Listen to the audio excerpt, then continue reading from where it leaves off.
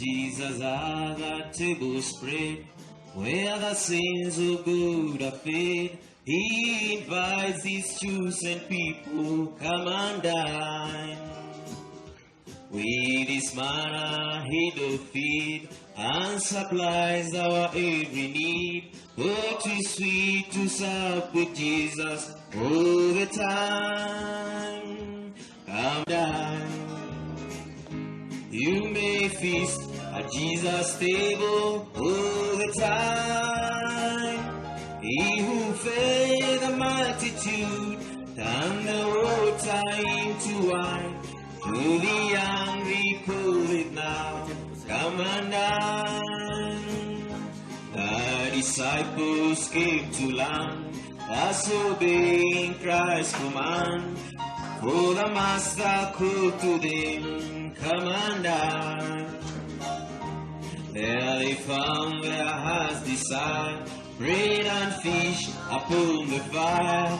Thus he satisfied the hungry at the time.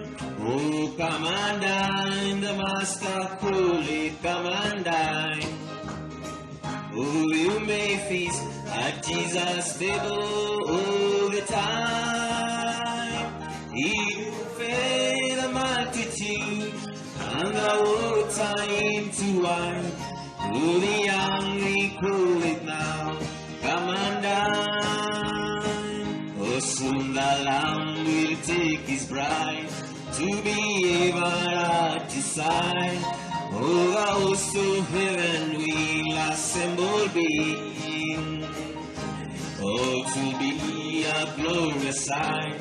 Oh, the saints in faultless white, and with Jesus they will feast eternally. Oh, come and dine, the Master called, come and dine. Oh, you may feast at Jesus' table all the time. He who fed the multitude turned the water into wine. To the hungry call it now, come and dine. Oh, the disciples came to learn, to be at his side. Oh, the Master called to them, come and dine. There they found their heart's desire, bread and fish upon the fire. Thus he satisfied the hungry all the time.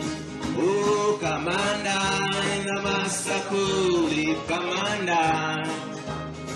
Oh, you may feast at Jesus' table all the time. He who fed the multitude and the water into wine. To the hungry call it now, come and dine. Oh, soon the Lamb will take his bride to be ever at his side. Oh, the host of heaven will assemble be. Oh, to be a glorious sight. Oh, the saints in spotless white, and with Jesus they will feast eternally, eternally. Come and dine, the Master called it, come and dine. Oh, you may feast at Jesus' table all the time. He who fed the multitude and the water into wine. To the hungry call it now, come and dine. Oh, come and dine, come and dine. The Master called, come and dine. Oh, you may feast at Jesus' table all the time. He who fed the multitude turned the water into wine. To the hungry call it now, come and dine. Oh, what a fellowship, what a joy divine, leaning on the everlasting arm. Oh, what a blessedness, what a peace is mine, leaning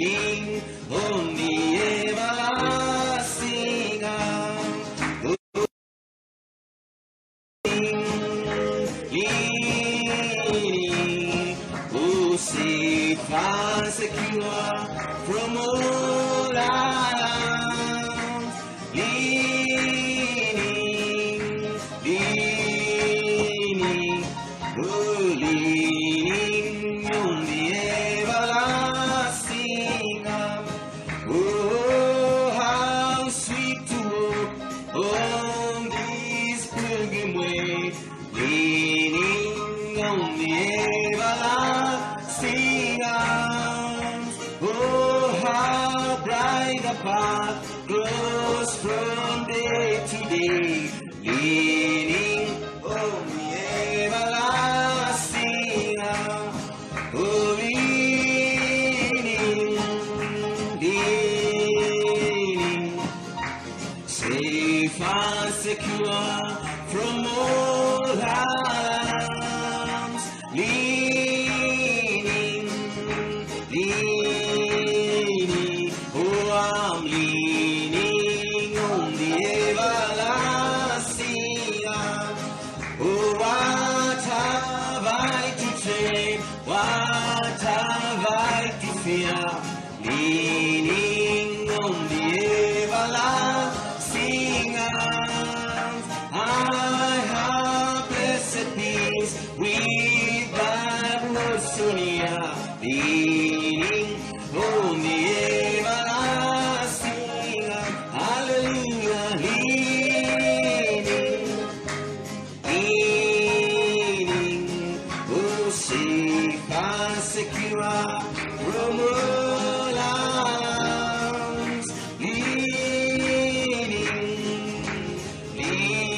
leaning, leaning on the everlasting arms.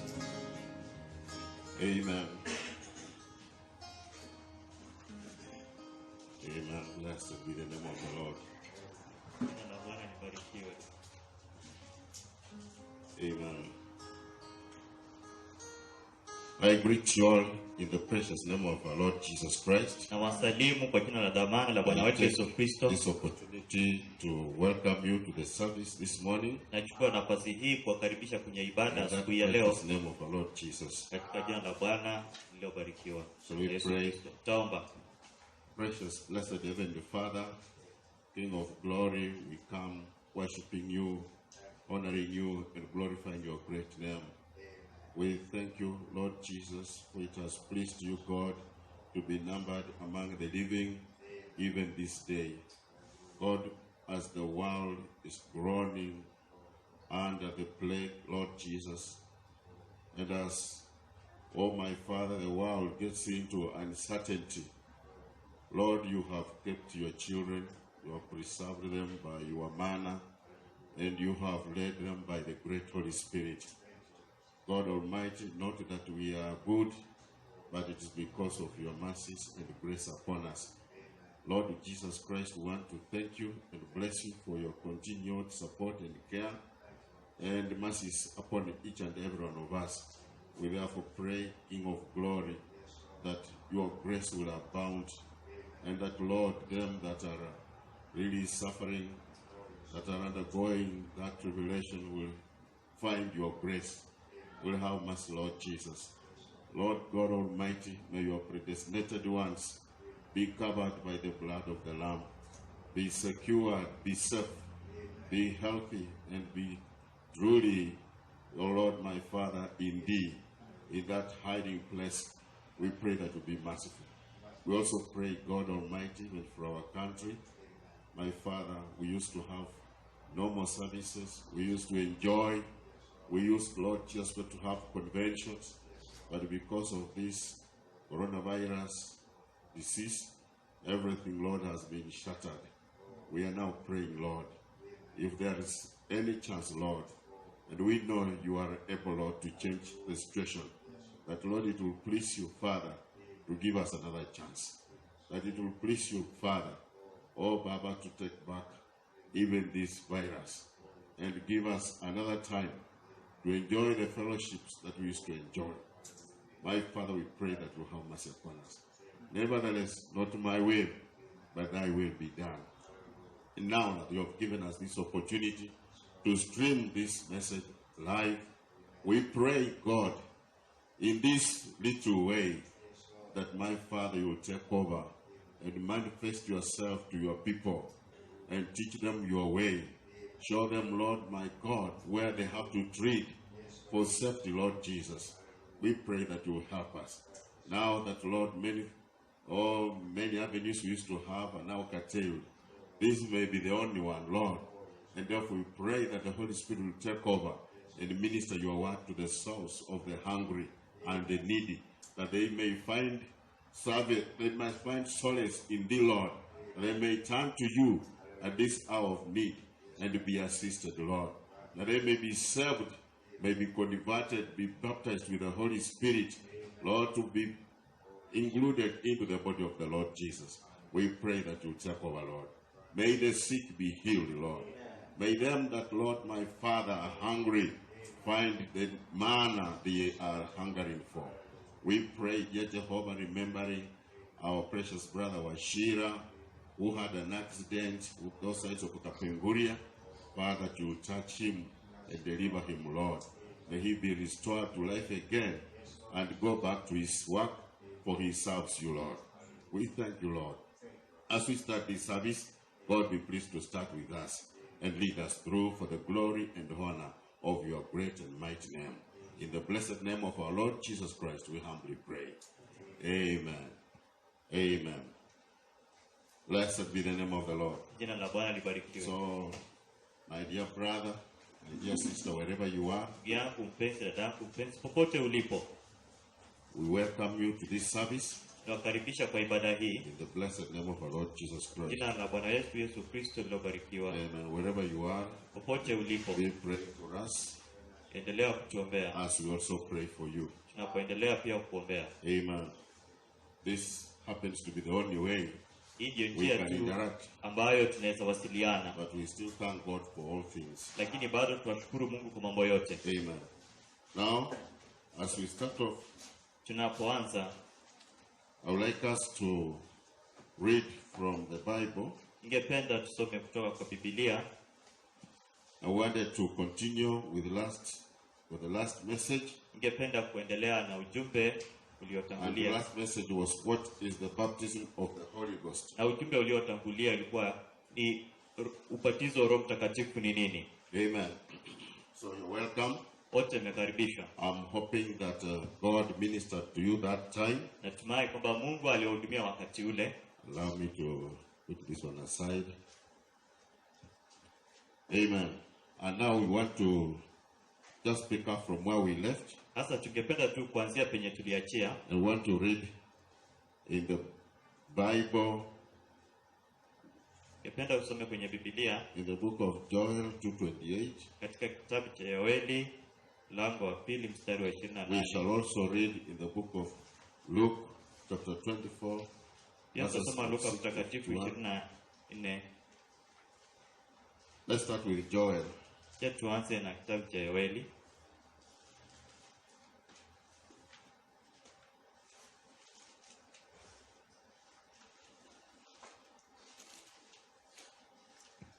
Amen.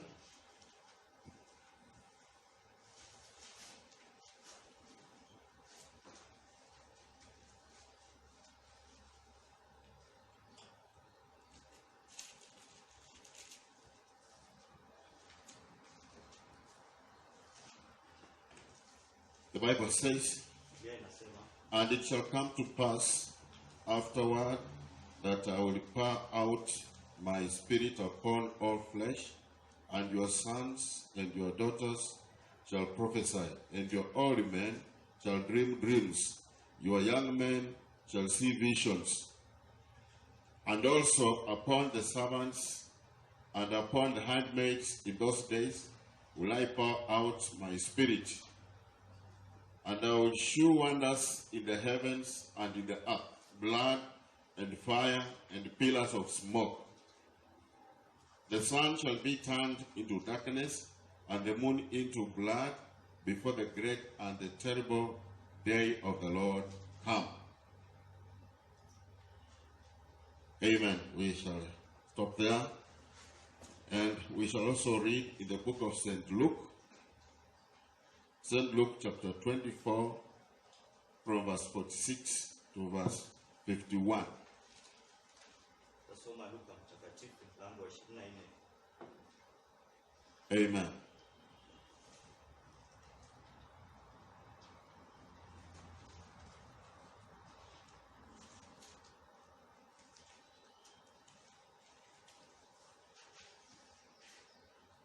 And said unto them, Thus it is written, and thus it behoved Christ to suffer, and to rise from the dead the third day, and that repentance and remission of sins should be preached in his name among all nations, beginning at Jerusalem. And ye are my witnesses, of these things. And behold, I send the promise of my Father upon you. But tarry ye in the city of Jerusalem until ye be endued with power from on high. And he led them out as far as to Bethany, and he lifted up his hands and blessed them. And it came to pass, while he blessed them, he was parted from them and carried up into the heavens. And they worshipped him and returned to Jerusalem with great joy, and were continually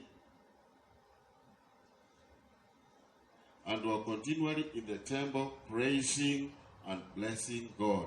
Amen. May the Lord add blessings to the reading of his word. Bwana ongeze baraka kwa usomaji wa neno lake. May we have it read in Kiswahili. Tasoma kwa Kiswahili. Kitabu cha kwanza ilikuwa ni Yoeli mlango wa 2 mstari wa 28. Nasema hivi: hata itakuwa baada ya hayo ya kwamba nitamimina roho wangu juu ya wote wenye mili, na wana wenu wa kiume kwa wa kike watahubiri, wazee wenu wataota ndoto, na vijana wenu wataona maono. Tena juu ya watumishi wenu waume kwa wanawake, katika siku ile nitamimina roho yangu, nami nitaonyesha mambo ya ajabu katika mbingu na katika dunia, damu na moto na minara ya moshi. Jua likikeuzwa kuwa giza na mwezi kuwa damu, kabla haijaja hiyo siku ya Bwana iliyokuu na itishayo. Na itakuwa ya kwamba mtu awaye yote atakayeliitia jina la Bwana ataponywa. Kwa kuwa katika mlima Sayuni na katika Yerusalemu watakuweko watu watakaookoka, kama Bwana alivyonena, na katika mabaki hao wataitwa, na katika mabaki hao waitao Bwana, na katika mabaki hao waitiao Bwana. Tasoma tena Luka mtakatifu mlango wa 24 mstari wa 46. Akawaambia, ndivyo ilivyoandikwa kwamba Kristo atateswa na kufufuka siku ya tatu, na kwamba mataifa yote watahubiriwa kwa jina lake habari ya toba na ondoleo la dhambi, kuanzia tangu Yerusalemu. Nanyi ndio mashahidi wa mambo haya. Na tazama, nawaletea juu yenu ahadi ya Baba yangu, lakini kaeni humu mjini hata mvikwe uwezo kutoka juu. Amen. May the Lord add the blessings to the reading of his word. Na Bwana ongeze baraka kwa usomaji wa neno lake. Shall we pray again? Taomba tena. God our Father, we are so grateful to you for the scriptures that you have enabled us to read. And now we pray for your leadership as we delve into the word. We pray that you take these scriptures and break them to us, Lord, because my Father, in this day and this hour, Lord, you have the manna for your bride. We pray that you take of it and feed us, Lord, and fill us that we may be filled full to live for you and to serve you. Help us, Lord, as we start this service. May we see your leadership, that will all be to your glory and honor. Thank you, Father. In the blessed name of our Lord Jesus Christ, we humbly pray. Amen. Blessed be the name of the Lord. Now, my brethren, Wapenzi wherever wangu you are, popote mlipo, I once again welcome you to the service. mara tena nawakaribisha kwa ibada, And we are looking at what is the baptism of the Holy Spirit or the Holy Ghost. na tunaangalia ni nini ubatizo wa Roho Mtakatifu, Because kwa sababu the word Holy Ghost neno Roho is Mtakatifu the same as Holy Spirit. ni sawa na Roho Mtakatifu. So if we interchange the use of those words, Tukibadilisha matumishi ya haya maneno, do not feel offended. wewe usikwazike. Blessed be the name of the Lord. Jina la Bwana libarikiwe. Now, we said last Sunday Tulisema Jumapili iliyopita that baptism, kwamba ubatizo, also we are looking at what is the baptism of the Holy Ghost. kwa sababu tulikuwa tunaangalia ni nini ubatizo wa Roho Mtakatifu. Now, baptism Ubatizo comes from the word baptizo. inatokana na neno baptizo, And baptizo na baptizo is a Greek word. ni neno la Kiyunani. A Greek word Neno la Kiyunani meaning maanisha immersion kuzamisha or dipping ama kuzika or plunging into a liquid. ama kutumbukiza kwa maji. Amen. Amina. Now, the verb is baptizein. Kitendo ni kupatiza, Now, baptizein na kupatiza is to immerse ni kutumbukiza or to dip in a liquid. ama kuzamisha kwenye Plunge maji, into until something is covered in it. kuzamisha mpaka kitu kifunikwe na maji. So that's what we mean by baptism. Hiyo inamaanisha Now, ubatizo. if we want to understand further, this is just a background. Na kama unataka kuelewa zaidi, huu ni msingi We tu. can look at Romans chapter 6. Angalia Warumi 6, Amen. Romans chapter 6. Warumi 6, Now, Romans chapter 6. Warumi 6. We can begin with verse 1 Nitaanza na mstari wa for a kwanza better understanding. ili tuelewe vizuri. Amen.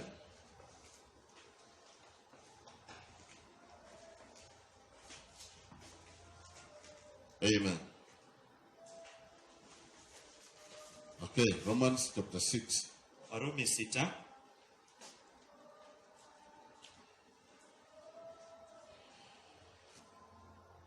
Chapter 6, verse 1. kuanzia mstari wa kwanza.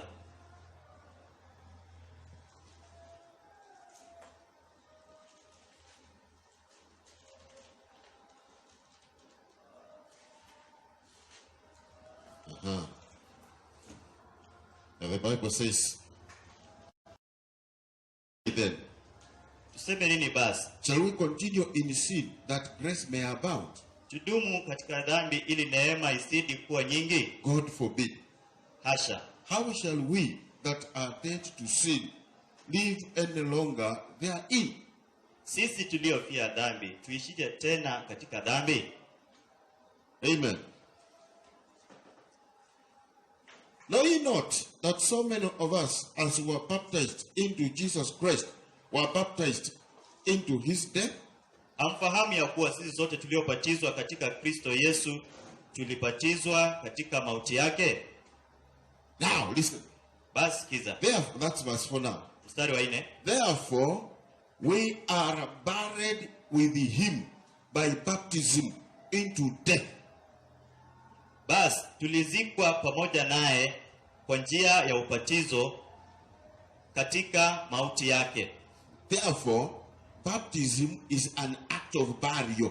Kwa hivyo ubatizo ni tendo la kuzamisha It's ama a- kuzika, ni maziko, A dipping into a hole. ni kutumbukiza kwenye shimo. Blessed be the name of the Jina Lord. la Bwana libarikiwe. Now, we are also talking of baptism of the Holy Spirit. Pia tunazungumzia ubatizo wa Roho Mtakatifu. If we should go on like that, Kama utaendelea hivyo, take the word baptism, tuchukue neno the ubatizo way it means. jinsi inavyomaanisha, It's a literal immersion. ni kuzamishwa kwa kawaida. Kimwili.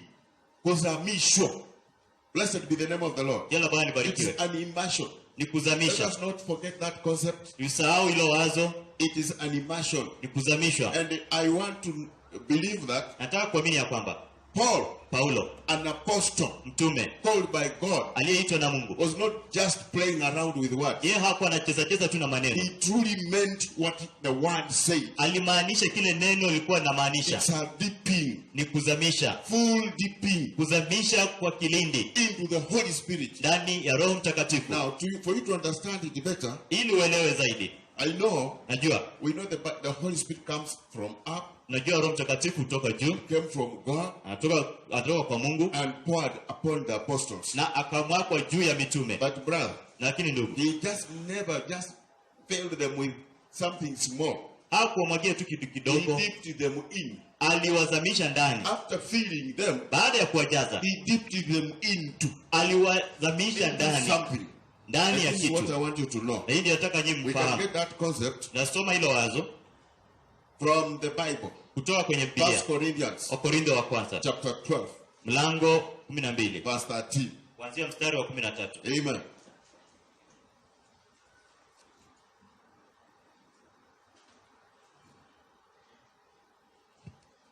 Hallelujah. 1 Corinthians chapter 12.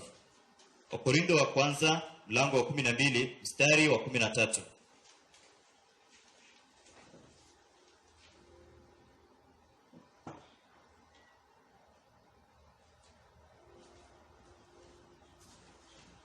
All right.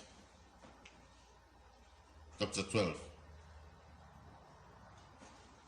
Mlango 12. I was expecting the machine to work first. We can read from the Bible. Ninasoma kwenye Biblia. From verse 13, the Bible says, Biblia inasema, "For by one Spirit are we all baptized into one body." kwa maana katika roho moja sisi zote tulibatizwa ndani ya mwili mmoja. Baptized into. Tulibatizwa Into. ndani ya. Amina. So that's the baptism God is telling us. Huo ndio ubatizo ambao Mungu anatambia. So the Bible says, Biblia inasema, it is not saying for by one Spirit haisemi kwamba kwa roho moja we were all taken to be one body. tulifanyika kuwa mwili mmoja. No. Hapana. Baptized into. Tulibatizwa ndani ya. That concept of dipping, Hilo swala la kuzamisha, immersing, kuzamisha, plunging into. kutumbukiza ndani ya. Rather, it should never be forgotten. Ndugu, hilo alipaswa kusaulika. Even the prophet also Hata nabii pia emphasizes it. alisitiza hilo In the church age book. katika maelezo ya visasawa vya kanisa. Amen. Amina. Yeah. Can give you the page. Naweza kupatia ukurasa. Amen. That is church age book in the book of Smyrna, church age chapter Kizazi cha Smirna, page 154. ukurasa wa 154. Amen. Paragraph 144. He says this. What is the baptism with the Holy Ghost? Ubatizo wa Roho Mtakatifu ni nini? It is the Spirit baptizing you into the body of Christ. Ni Roho akikubatiza ndani ya Amen. Kristo. Into the body of Christ. Ndani ya mwili wa Kristo. The prophet says, what is the baptism with the Holy Ghost? Nabii anauliza ubatizo wa Roho Mtakatifu ni nini? It is the Spirit baptizing you into the body of Christ. Ni Roho akikubatiza ndani ya mwili wa Kristo. It's the new birth. Ni kuzaliwa kupya. It's the Spirit of God coming in and filling you after you have repented. Ni Roho wa Mungu akija ndani yako akikujaza baada ya wewe kutubu. Yes, that is of course having heard his word. Hiyo ni baada ya kusikia neno lake And been baptized in water na umebatizwa kwa maji as an answer of our good conscience toward God. kuonyesha dhamira nzuri kwa Mungu. Amen. So it's the Spirit baptizing you Ni Roho akikubatiza into the wewe body of Christ. ndani ya mwili wa Kristo. Praise be to the Lord Jesus Christ. Usifa kwa Bwana Yesu Don't Kristo. forget that, brethren. Usahau hilo wapenzi. Now, Sasa, what is the Holy Spirit or Roho the Holy Ghost? Roho Mtakatifu ni nini? The prophet has taught us. Nabii ametufunza. Amen. Blessed be the name of the Lord. Jina la Bwana libarikiwe. Okay, I can see it's red there. What is the Holy Ghost? Just Roho Mtakatifu bring ni it down a nini? bit. Just down a bit. Okay. What is the baptism with the Holy Ghost? Ubatizo wa Roho Mtakatifu ni It is nini? the Spirit baptizing you into the body of Christ. Ni Roho akikubatiza wewe ndani ya mwili wa The new Kristo. birth. ni kuzaliwa It's kupya. the Spirit of God coming in. Ni roho wa Mungu akija ndani. Yes, first. Jambo la kwanza, Baptizing you into anakupatiza ndani ya the body of Christ. mwili wa Kristo. That is 1 Corinthians chapter 12 verse 13. Mwili wa Korintho wa kwanza The prophet is 12:13. explaining it there. Nabii anazungumza It pale. is the Spirit of God coming in and filling you after you have repented. Ni roho wa Mungu akija ndani akikujaza baada ya wewe kutubu. Having heard his word Ukishasikia neno and been baptized in water na umebatizwa kwa maji as an answer of a good conscience kama jibu la kuwa na dhamira nzuri toward God. kuhusu Mungu. Blessed be the name of the Lord. Jina la Bwana libarikiwe. That is it, brethren. Iko hivyo wapenzi. Now, and the word Holy Ghost Na neno Roho Mtakatifu, is, the prophet has told us, nabii ametuambia it is God's own life. ni uzima wa Mungu mwenyewe, Coming from the word Zoe. ukitoka kwa neno Zoe, Z-O-E. Z-O-E, Which is God's own life. ambao ni uhai wa Mungu mwenyewe. Zoe is a Greek word. Zoe ni neno la Kiyunani, And that is eternal life. hiyo ni uzima wa milele, Which is God's own life. ambao ni uzima wa Mungu So mwenyewe. when you get the Holy Ghost, Ili upate Roho Mtakatifu, so when you get the Holy Ghost, unapopata Roho Mtakatifu, you are getting part of God's life. unapata sehemu ya You are uhai wa getting Mungu. the life of God Unapata uhai wa coming Mungu, into you. ni uhai wa Mungu ukija ndani yako. Blessed be the name of the Lord. Jina la Bwana libarikiwe. It means God's own life in you. Inamaanisha uhai wa Mungu ndani And yako, that's the only thing that pays the price. na hilo ndio kitu cha pekee ambacho kinalipa gharama. Blessed be the name of the Jina Lord. la Bwana libarikiwe. Now that is what we mean by the baptism of the Holy Ghost. Sasa hiyo ndio inamaanisha ubatizo wa Roho Mtakatifu. Let's take one another step, my brethren. Wacha tuchukue hatua nyingine wapenzi. We said the other time, Tulisema wakati uliopita, I remember the last thing we touched on nakumbuka jambo la mwisho ambalo tuliguza was ilikuwa the baptism of the Holy Ghost being likened to circumcision. ubatizo wa Roho Mtakatifu ukifananishwa na tohara. Circumcision Tohara meaning cutting off extra flesh. inamaanisha ni kukata sehemu ya ngozi ambayo ni ya ziada, And that sign na hiyo ishara was done in the body, ilifanyika kwa mwili, not in the mind, si kwa akili, in the body. ilikuwa kwa mwili. It has to do with your own body. Inahusiana na mwili wako, Cutting off an extra flesh. kutoa ngozi ya ziada. Amen. Amina. And that one Na hiyo was God's sign ilikuwa ni ishara ya Mungu to the Israelites. kwa Waisraeli. He gave them as a sign of identification Aliwapa kama ishara ya utambulisho that they were a covenant people, kwamba walikuwa ni watu wa agano, people that were vowed to him. watu ambao walikuwa And wamejitoa kwake, anybody who refused to be circumcised na yeyote aliyekataa kupata tohara was separated from his people. alitengwa kutoka He kwa was watu wake, cast out. alitupiliwa He mbali, had broken God's covenant. alikuwa amevunja agano la Mungu. Meaning that Inamaanisha kwamba they will never meet with God again. hatawahi kukutana na Mungu tena, And God demonstrated that na Mungu alidhihirisha hilo when he knocked Moses down. alipompiga Musa I chini. remember we mentioned that Nakumbuka tulitaja when hilo he knocked Moses down alipompiga Musa chini, because Moses had forgotten to circumcise Gershom, his son. kwa sababu Musa alikuwa amesahau kumtahiri mtoto wake Gershom, And this was after God had given him a commission. na hii ilikuwa ni baada ya Mungu kumpa agizo, After he had talked with God baada ya kunena na Mungu at the burning bush. katika ule kichaka ambacho kilikuwa kinateketea, And God commissioning him to go to Egypt Mungu akimwamuru kwenda Misri to go and deliver his children. kwenda kukomboa watoto wake. Amen. Amina. So when he got back home, Aliporejea nyumbani he took Zipporah, akachukua Zipora his wife, mkewe and his child na mtoto wake and put them on a mule. Or a akaweka donkey. kwa mwanapunda, And they were going back to Egypt. na walikuwa wanarejea Misri. On the way, Njiani God met Moses Mungu akakutana na Musa and did not even start reasoning with him. na hata hakuanza kujadili na yeye. How are you, Moses? Ati Musa, uhali gani? What do you think of the circumcision? Unawazia nini kuhusu tohara? No. Hapana. When God saw that Moses had not kept his commandment, Wakati Mungu aliona kwamba Musa hajaweka agano lake, he just knocked him down. alimpiga tu chini And he was going to kill him. na alikuwa anaenda kumuua, Because according to the covenant, kwa sababu kulingana na agano all Israelite males Waisraeli wote waume were supposed to be circumcised the 8th day. walipaswa kufanya tohara kwa siku ya 8 After birth. baada ya kuzaliwa. And if anybody refused to be circumcised, Na kama yoyote alikataa kutahiriwa, then they were excommunicated hapo walitengwa from the Commonwealth of Israel. kutoka katika ushirika wa Amen. Israeli.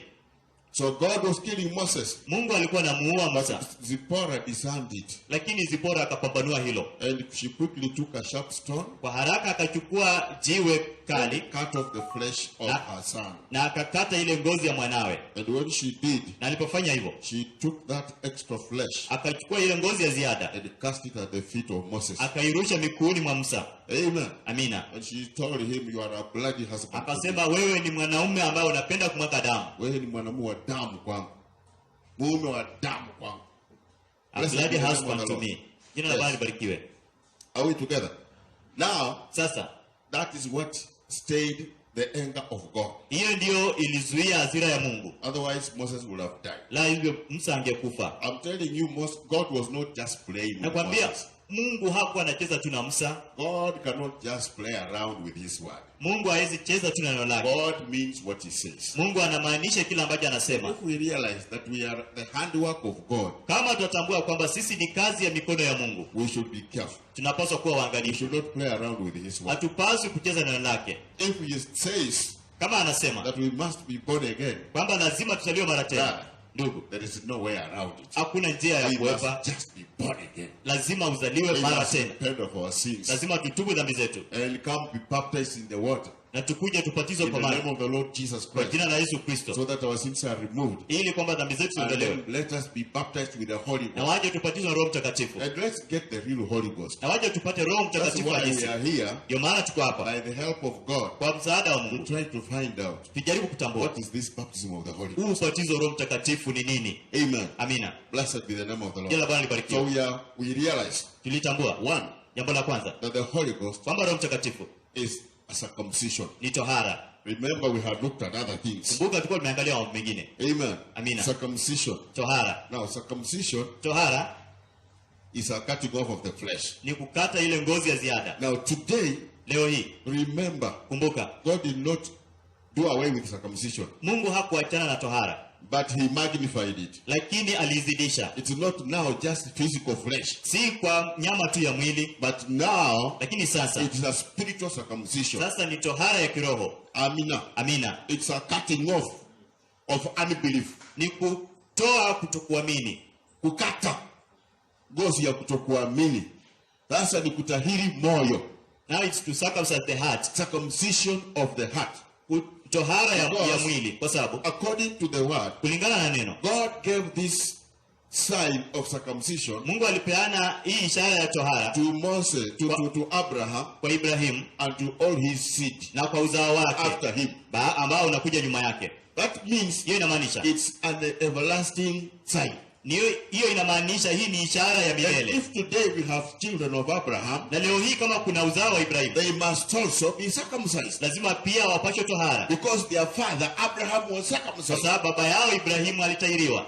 His seed, his seed physical was Uza- circumcised. Uzao wake wa kimwili ulipashwa tohara. The Israelites were circumcised. Waisraeli walitahiriwa, But we have the spiritual seed, lakini kuna uzao wa the kiroho, royal seed of Abraham, ile mbegu ya kifalme which also ambao pia inherits the promise of Abraham.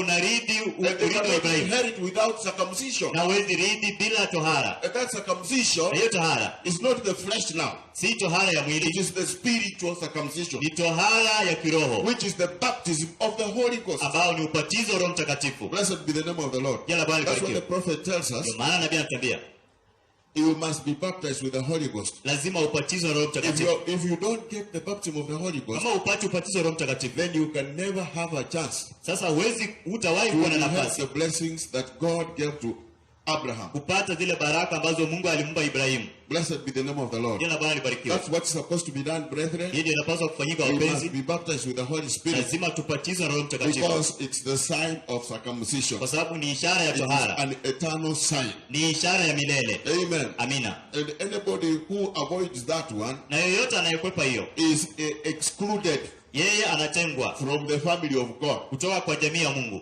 Amen. Amina. Remember, Kumbuka, if the physical sign kama ishara was tu ya that mwili, serious. ilikuwa ya kumaanisha hivyo. It was so hard. Ilikuwa ngumu kabisa, And God meant it. na Mungu alimaanisha He hiyo. even wanted to kill Moses Hata akataka kumuua Musa because the son was not kwa circumcised. sababu mwana hakuwa ametahiriwa. How much more serious should it be today? Ni kizi gani inapaswa kuwa leo hii? Kwa Because sababu he has now sent the Spirit. sasa ametuma ya kiroho. Kumbuka The Old Testament Agano la Kale is just a type of the new. ilikuwa tu mfano wa Agano It's just a Jipya, shadow. ilikuwa tu ni kivuli. When you see a lamb being slaughtered in the Old Testament, Ukiona mwanakondoo akichinjwa kwenye Agano la Kale, that's a sign hiyo ni ishara that the true Lamb of God was to be kwamba here. mwanakondoo wa kweli wa Mungu alipaswa kuchinjwa hapa, And that is the Lord Jesus. na hiyo ni Bwana wetu Yesu So the Kristo. lamb there Sasa mwanakondoo huko was just symbolizing the Lord Jesus. alikuwa anaashiria tu Bwana Yesu And when the Kristo, Lord Jesus came, na wakati Bwana Yesu he alikuja was the fulfillment alikuwa of ni, the Old Testament. alikuwa ni kutimiza kwa Agano la Kale. Amen. Amina. Blessed be the name of the Lord. Jina la Bwana libarikiwe. If it was the fulfillment, Alikuwa ni matimizo, then he fulfilled even the circumcision. sasa alitimiza hata tohara. And now the circumcision that he brought Sasa tohara aliyoileta is the baptism of the Holy ni Ghost. ubatizo wa Roho Mtakatifu. No wonder Si he ajabu told the disciples, aliambia wanafunzi wake, tarry ye in the city of Jerusalem dumuni hapa Yerusalemu until you are endued with the power from on high. hadi mfikwe na nguvu kutoka juu. That was the true circumcision. Hiyo ndio ilikuwa tohara ya kweli. They had already been circumcised in the flesh, Tayari walikuwa wamepata tohara kimwili, but that one could not do. lakini hiyo haingefanya. Remember also Kumbuka pia that in the Old Testament, kwamba katika Agano la they Kale were all circumcised in the flesh, walikuwa wamepata tohara kimwili, but they never entered the rest of God lakini hawakuingia katika raha ya Bwana because they never continued on up to the fulfillment of the promise. kwa sababu hawakuendelea hadi utimilifu wa But ahadi. now, Lakini sasa we have the true circumcision tuko na tohara ya kweli of the Holy ya Spirit, Roho Mtakatifu, the baptism of the Holy Ghost, ubatizo wa Roho the Mtakatifu, promise of the Father. ahadi ya Baba. Oh, praise be to Jesus Christ. Sifa kwa Bwana wetu Yesu Now Kristo. that's what we are supposed to receive today. Hiyo ndio inapaswa kutupokea leo hii. Whether you are circumcised in the flesh or not, Uwe umetahiriwa kimwili ama hapana, the spiritual circumcision is a must. hiyo tohara ya kiroho ni ya lazima, Because without that one, kwa sababu bila hiyo you can never have fellowship with God. huwezi kuwa na ushirika na Mungu. You must get the baptism of the Holy Ghost. Lazima upate ubatizo wa Roho I Mtakatifu. hope you understand, my brother, Natumai sister, unaelewa hiyo, ndugu yangu, dada wherever yangu, you are. popote ulipo. Blessed be the name of the Lord. Jina la Bwana libarikiwe. Hallelujah. Amen. Now, Sasa when you are baptized with the Holy Ghost, unapobatizwa na Roho Mtakatifu you are inducted in the body unaingizwa ndani ya mwili of the Lord Jesus, wa Bwana Yesu Kristo, as it is said in the book of 1 Corinthians chapter 12. kama vile inavyonenwa katika Wakorintho wa kwanza mlango wa And now 12. you become his. Sasa unakuwa wake, Amen. And now, because he is, kwa sababu yeye ni wako.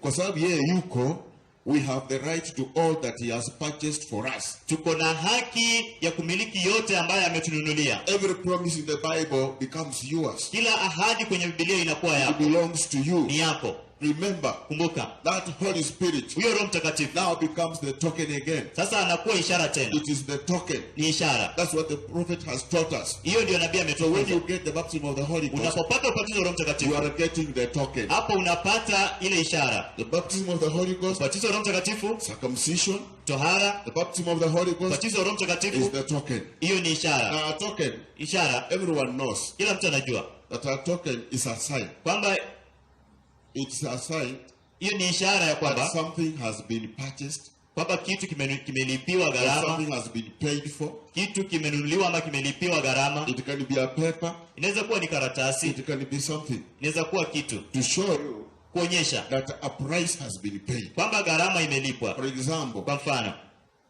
if you are traveling kama unasafiri and you maybe you are taking a bus, na pengine unaabiri kwenye basi, or you are taking an aeroplane, au pengine unaabiri kwenye ndege, you are traveling by air, unaabiri kwa hewa, you must pay a price first. lazima ulipe gharama And kwanza. after paying, Baada ya kulipa, then you are given a token, unapewa tiketi, a receipt, unapewa risiti to show that kuonyesha ya kwamba a price has been paid. kuna gharama imelipwa. Now, when you get that receipt, Unapopata hiyo risiti, it is telling you inakwambia you have a right uko na haki to a seat on that bus, kwa kiti ndani ya hilo basi, or to that aeroplane, ama kwa hiyo ndege, or to that train. ama kwa hiyo gari moshi. You can now travel. Unaweza safiri sasa. Blessed be the name of the Jina la Bwana Lord. libarikiwe. Without that one, Bila hiyo tiketi, Brother, sister, you cannot be allowed. Ndugu, dada, huwezi ruhusiwa. You can't go. Huwezi endelea. Because Kwa sababu you have no right to get there. hauna haki ya kuingia hapo ndani. You have not booked yourself a seat. Wewe hujajinunulia nafasi. And when the inspector comes, Na wakati mkaguzi anakuja, he will throw you out. atakufurusha nje. I remember one time, Nakumbuka wakati mmoja, during those days when we had a number of buses plying this road, Kitale to Nairobi, nyakati Mombasa. zile wakati mabasi yalikuwa yanapita Kitale, Kiminini kwenda Nairobi, We had a vehicle, tulikuwa na gari a Kamba bus. inaitwa Akamba bus. Some man Mtu mmoja booked that Akamba alikuwa amechukua pale tiketi kwa Akamba for tomorrow, ya kesho and he went home. na akaenda nyumbani. He knew he was to travel tomorrow evening. Alijua kwamba anapaswa kusafiri siku Nairobi. iliyofuata jioni So he came kwenda back Nairobi. home, Akaenda nyumbani, spent the night. akalala The huko. following day, Siku iliyofuata prepared himself, akajiandaa, rest, akapumzika, picked his bags, akachukua mikoba yake and left. na akaondoka. He went to the station in Kitale. Akaenda kwenye station Kitale. When time came, Wakati ulipofika, he entered the bus, akaingia kwenye basi and the bus took off na gari likaondoka at about 8 p.m. kitu saa 8 usiku, saa 2 usiku. At around a few kilometers, Baada ya tu ya kilomita about chache mile saba, kufika tu kitu maili 7, the inspector entered the bus, mkaguzi akaingia kwenye basi, and he began demanding for the receipts, akaanza kuitisha tiketi, and people were giving out their tickets. na watu walikuwa wanapeana tiketi zao. This man Huyo mtu came to himself. akaanza Did I pick the ticket? akaanza kujiuliza, je, nilibeba tiketi yangu? He realized Akatambua he had forgotten it in another court, alikuwa amesahau kwa koti lingine, and he tried to comfort himself, na akajaribu kujifariji, telling himself that he will have to tell the inspector. He will understand. akisema nitamweleza I'm mkaguzi sorry, I was in aelewe. a hurry. Nasikitika, nilikuwa kwa haraka, I left the ticket at home. nikaacha tiketi nyumbani. The man could not understand. Huyo mkaguzi hangeelewa. The driver was ordered to stop, Dereva aliagizwa kusimama, and the man was thrown out. na huyu mtu aliondolewa kwenye gari In the dark. gizani tu. Imagine, in the dark, Wazia tu kwenye giza, at a strange place. mahali pageni, And the bus continued. na basi likaendelea. Remember, the inspector was not after explanations. Kumbuka, yule mkaguzi hakuwa na haja na maelezo. You might have very good explanations. Huenda ukawa na maelezo mazuri, You might have good reasons. huenda uko na hoja nzuri. Yes, Ndiyo, it is very important. hiyo ni ya maana, You may think it will help you, huenda itakusaidia, but brother, it may not. lakini haitakusaidia. Now we have a quote here Sasa tuko na nukuu hapa from the Patmos Vision. kutoka kwa It ile says, ono la Patmos. You take a Nasema, box car, you load it on the truck, unachukua gari ya box and when it is perfectly loaded, unaipakia. Wakati umeipakia vikamilifu, now they can't close that car yet. The inspector has to come by. na And he inspects. huwezi funga lile gari ambayo umelipakia hadi mkaguzi aje na alikague, And inspect the truck. na anakagua lile boki. Now they can't close that car yet. Sasa hawezi funga lile gari. So he inspects and sees if there is anything loose that will shake. Sasa anakagua aone kama kuna kitu kilegevu ambacho kitatikika. The box car may Hilo gari linaweza kuwa be fully loaded, huenda limepakiwa limejaa, but if it's got loose places in it, lakini kama kuna mahali palegevu, you have to pack it all again. itakupaswa upakie tena. And you know that's a hard thing. Unajua hilo ni jambo gumu sana, Yeah, because you have to unpack kwa yourself, sababu itapaswa ulifugue unpack everything, na ufugue kila kitu and then repack. na upakie tena. See, and that's what's the matter. Na hiyo ndio inajalisha. A lot of us don't get the Holy Ghost. Wengi wetu hatupati Roho Mtakatifu. When the inspector comes by, Wakati mkaguzi he anakuja, finds a lot of loose places. anapata mahali kwingi kumelegea. He finds a lot of those loose places, you see. Anapata mahali kwingi kumelegea, He unaona? won't seal it. Hata tia muhuri pale. Blessed be the name of the Lord. Jina la Bwana That's libarikiwe. because you are loose. Ni kwa sababu wewe umelegea. You are careless. Wewe haujali. Your spiritual life Katika maisha yako ya kiroho is not up to date. haijakifishwa vikamilifu. Now this man, Huyo mtu, did he ever imagine je, aliwazia that he will be he will be pushed out of the vehicle. kwamba atafurushwa Along the kwenye way. gari njiani. I don't think he meant that. Sidhani kama aliwahi wazia But hilo, that's what happened. lakini hiyo ndio ilifanyika And he suffered na aliumia because it was in the dark. kwa sababu ilikuwa ni gizani. My brother, if you are keen, Ndugu yangu, kama uko mwangalifu, you'll also remember pia utakumbuka that Jesus Christ said kwamba Yesu Kristo they alisema will be cast out in outer darkness. kwamba watafurushwa kwenye giza, Watatupwa nje kwenye giza totoro.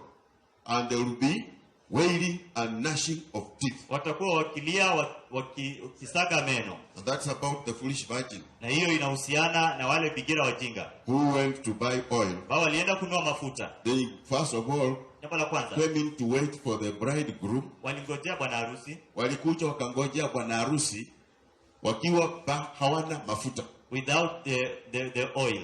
And when the bridegroom tarried, Wakati bwana harusi they aligawia, all slumbered and slept. wote walisinzia na wakalala. But at midnight, Lakini usiku wa a manane, cry was given, mwaliko behold the ukaja, bridegroom, tazama bwana harusi aje, go ye out to meet him. enda nje mlaki. When they woke up, Walipotoka their lamps had gone out. usingizini, taa zao zilikuwa zimezima. And they were now requesting for oil Sasa walikuwa wanaomba mafuta from the bride, from part of the bride that had the oil. kutoka sehemu ya harusi ambao walikuwa na mafuta. And we are taught Na by the kujua, prophet na nabii to know kujua that that is the Holy Spirit, kwamba hiyo ni Roho Mtakatifu, the oil. mafuta. Blessed be the name of the Jina la Bwana Lord. libarikiwe. Because they did not have the Holy Kwa Spirit, sababu hawakuwa na Roho they Mtakatifu. were now asking these others, Sasa walikuwa wanaomba hawa wengine, assist us get the Holy Ghost. Assist us to get the Holy Ghost. tusaidie tupate Roho Mtakatifu. How did you get the baptism of the Holy Ghost? Ulipataje ubatizo wa Roho In Mtakatifu? other words, give us some of your oil. Ndio kusema tusaidie Help baadhi ya us, mafuta yenu. help us. Tusaidie. We are together. Help us. Tuko pamoja, Right tusaidie. now, Sasa they are giving very many excuses. wanapeana udhuru mwingi. They are saying, oh, Wanasema the baptism of the Holy Ghost ubatizo wa Roho Mtakatifu is believing the full word. ni kuamini neno But kamilifu. the full word Lakini neno kamilifu cannot be the full word without the baptism of the haliwezi Holy kuwa Ghost. neno kamilifu isipokuwa iwe na Roho After all, Mtakatifu. who brings the full word? Nani anayeleta neno Is kamilifu? indeed the Holy Spirit himself. Yes, ni Roho Mtakatifu Because mwenyewe. the Lord Jesus Christ told us, Kwa sababu Bwana Yesu alituambia and you shall receive the Spirit of truth, kwamba mtapokea Roho wa kweli and he will lead you into all truth. na ataongoza katika kweli yote. So all the truth Sasa kweli yote is the whole word. ni neno kamilifu. And who brings it? Na nani ambaye It's analeta? not the pastor, Si mchungaji, it's not the deacon, si it's shemazi, not the bishop, si it's askofu, the Holy Ghost. ni Roho Mtakatifu. So he can't give you the whole word. Sasa hawezi He kupatia neno can't kamilifu, bring you the full word hawezi kuletea neno unless kamilifu you are baptized with the Holy Ghost. isipokuwa umebatizwa na Roho So Mtakatifu. it's imperative, my brother, Sasa ni lazima ndugu for you to get the Holy Ghost now. upate Roho Mtakatifu sasa. Amina. Amina. It's good to stop these excuses. Ni vema ukomeshe Because they hii will not help you. udhuru, kwa sababu hautakusaidia. The excuses won't help you. Udhuru They hautakusaidia. never helped. Haikuwa Adam isaidia. and Eve had excuses. Adamu na Hawa walikuwa na They udhuru, never helped them. haikuwasaidia. Moses gave excuses. Musa alikapeana They udhuru, never helped him. haukumsaidia. God's will must be done. Mapenzi ya Mungu lazima yafanyike. Amen. Amina. So what is the baptism of the Holy Ghost? Sasa ubatizo wa Roho Mtakatifu nini? It's the receiving of the token. Ni kupokea ile ishara. And the token is Ishara the Holy ni Spirit. Roho Mtakatifu. Like a ticket to a bus Kama tiketi ya kuingia kwenye basi or to a train, ama kwenye gari moshi to an airplane. ama kwa ndege. Yes, Ndio. without it, Bila hiyo you know you are in danger. unajua uko hatarini. It's just good that you humble yourself. Ni vema utinyenyekeze. Blessed be the name of the Jina la Lord. Bwana libarikiwe. Remember that, brethren. Kumbuka hilo wapenzi. Oh, blessed be the name of the Lord. Jina la Bwana libarikiwe. Baptism of the Holy Ghost. Ubatizo wa Roho Mtakatifu. The prophet taught us Na pia anatuambia, it is the seal of God. anatuambia ni muhuri wa Mungu. The baptism of the Holy Ghost Ubatizo wa Roho is a Mtakatifu seal. ni muhuri. Now, a seal Sasa muhuri doesn't just come haukuji tu unless a work has been completed. isipokuwa kazi imekamilika. And it tells us, now let me just read you. Acha niwasomee Because it's in the prophet has talked about it. kwa sababu nabii ameizungumzia. He's asking here. Anauliza hapa. Blessed be the name of the Lord. Jina la Bwana libarikiwe. Well, let me just tell you. Maana naweza waeleza The tu. baptism of the Holy Ghost Ubatizo wa Roho is the Mtakatifu seal of God. ni muhuri wa Mungu. As the Bible tells us Kama vile Biblia in inatuambia the book of Ephesians, katika kitabu cha Efeso chapter 4, verse 30. mlango wa 4 mstari You wa can read 30. that one. Nasoma hilo. Amen. And my brother, Yangu. you can type in the seal of God. Can get that. A seal. Muhuri wa Ephesians Efeso chapter 4 verse 30. mlango wa 4 mstari wa 30. Amen. The Bible tells us, Biblia inatuambia, and grieve not the Holy Spirit of God, whereby ye are sealed unto the day of redemption.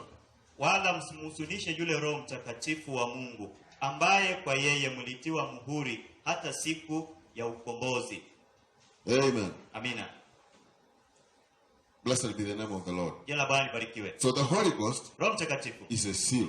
ni muhuri. When you are baptized with the Holy Ghost, Unapobatizwa na Roho Mtakatifu, you are receiving a seal of hapo God. unapokea muhuri wa Mungu. And what does that seal denote? Na huo muhuri unamaanisha nini? It denotes that Inamaanisha kwamba a work is complete. kwamba kazi imekamilika. A work of grace Kazi ya neema is completed. imekamilika. It's finished.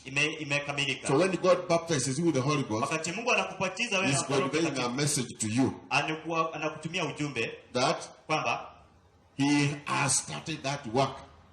He has completed it in you. kwamba hiyo kazi aliyoanzisha He ameikamilisha is ndani yako. satisfied with your faith Ametosheka na imani yako. that your repentance was in order. Ameridhika kwamba toba yako Your ilikuwa confession kwa was utaratibu. okay Maungamo yako yalikuwa according to the sawa word of God. kulingana na neno la Mungu. But if you left anything behind, Lakini kama uliacha kitu He nyuma, can never come down and haezi seal kushuka that chini life na atie muhuri hayo in the maisha. whole no way. Hakuna vile, Because kwa sababu there are still things hanging in your life. bado kuna vitu vinaning'inia And He maishani mwako. can't seal that.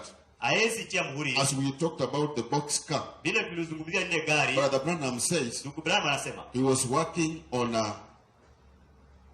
a company alikuwa anafanya na kampuni fulani that was packaging vehicles. ambalo lilikuwa linapakia magari, And they were always instructed na kila mara walikuwa to wanaambiwa ensure kuhakikisha that those vehicles were packed well kwamba hayo magari yamepakiwa so vyema that they don't shake, ili kwamba yasitikike. because you might be carrying fragile things like glasses Pengine huenda umebeba vitu vya kupasuka pasuka kama glasi or eggs ama mayai or anything, flasks and so on. ama thermos, vitu ya aina But you hiyo. must remember those things are somebody's property Na ukumbuke kwamba hivyo vitu ni mali ya mtu and they are precious. na ya dhamana. Money has been spent on it. Kuna pesa ambayo imegharamika kwa hiyo. You can't just carry them carelessly. Huwezi beba tu So ovyo they ovyo. must be packed well Sasa lazima vipakiwe until vizuri the vehicle is intact. na hadi gari likuwe sawa, Because the road is not always smooth. kwa sababu barabara si wakati wote iko And some nyororo, were even going by railway. na wakati mwingine wanaendea gari moshi, Yeah, and therefore na kwa hivyo it has to shake inapaswa pengine itikike sideways. kando huku na And huku. as it shakes, Na inapotikika if they keep knocking against one kama another, inaenda kugongana kule ndani, they will break. hapo Or vitavunjika, a box may fall off ama huenda sanduku and likaanguka hit another one. na pengine ligonge And lingine, you know na unajua you shall have occasioned a loss. hapo utakuwa umeleta hasara. Amen. Amina. Remember, Kumbuka it is somebody's property. ni mali ya mtu. Remember, Kumbuka money has been paid. na pesa ambayo imelipwa. Amen. Amina. Therefore, Kwa hivyo as you carry it, you unapoibeba must ensure it's well packed. lazima uhakikishe No imepakiwa. wonder they had an inspector Si ajabu walikuwa na mkaguzi who will come ambaye and angekuja inspect. na akague, He will shake everywhere. angetikiza kila mahali, Go to some corner aende kwa pembe and fulani give that box car a kick. na aipige teke hiyo gari, Or he hold somewhere, ama ashike mahali shake, na atikize and he's listening. na anasikiza If there is anything rattling, kama kuna kitu kinatoa sauti if kule there is ndani, anything hitting against kama kuna another, kitu kinagonga if there kingine, is a sound coming from kama inside, kuna sauti inatoka ndani, he condemns it. hapo anahukumu. And he says, Anasema you have to pull it down, hii lazima muirudishe take chini, out everything, mtoe kila kitu ndani and repackage. na mupakie tena. Amen. Amina. And you know, Na unajua you may have spent a whole day packing uenda umechukua siku mzima and kupakia expect it to be paid. ukitarajia kulipwa, But if you have done poor work, lakini kama umefanya kazi duni, you will repeat it utarudia hiyo kazi another whole day siku nyingine without pay bila kulipwa, because you are messing up. kwa sababu wewe That's unakosea. why, brethren, Ndio maana wapenzi, it is important ni ya maana when you come to get the Holy Spirit, unapokuja kupata Roho you Mtakatifu must search your life lazima upeleleze to maisha yako, ensure that it's packed, kuhakikisha It's kwamba imepakiwa vikamilifu, it's clean. iko safi, There's no evil thought in you, hakuna wazo ovu ndani yako, because the Holy Spirit, kwa sababu Roho Mtakatifu first and foremost, jambo la kwanza is holy. ni mtakatifu.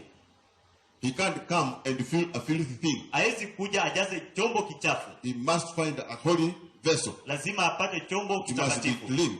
Lazima uwe msafi. Blessed be the name of the Lord. Ila Bwana libarikiwe. Hallelujah. Amina. That's why Ndio maana the inspector has to come around mkaguzi alipaswa kuja and check. na angalie. See whether it's clean or not. Aone kwamba ni safi hapa. Check here a bit. Atikiza hapa kidogo. Give a kick here. Akonge kidogo hapa. Pull something here Avute kitu hapa. as he's listening. Anaposikiza. If there is any sound, Kama kuna sauti yoyote, it is condemned. hapo inahukumiwa. Blessed be the name of the Ila Lord. Bwana libarikiwe. So the car, when it's loaded, Wakati gari linapakiwa, perfectly loaded, napakiwa the vikamilifu. inspector has to come by first. Mkaguzi lazima aje kwanza. The loading lumber, Ule wa kuweka mizigo or whatever it is on the car. ama yoyote ile kwenye gari. Then the inspector comes by and looks at it.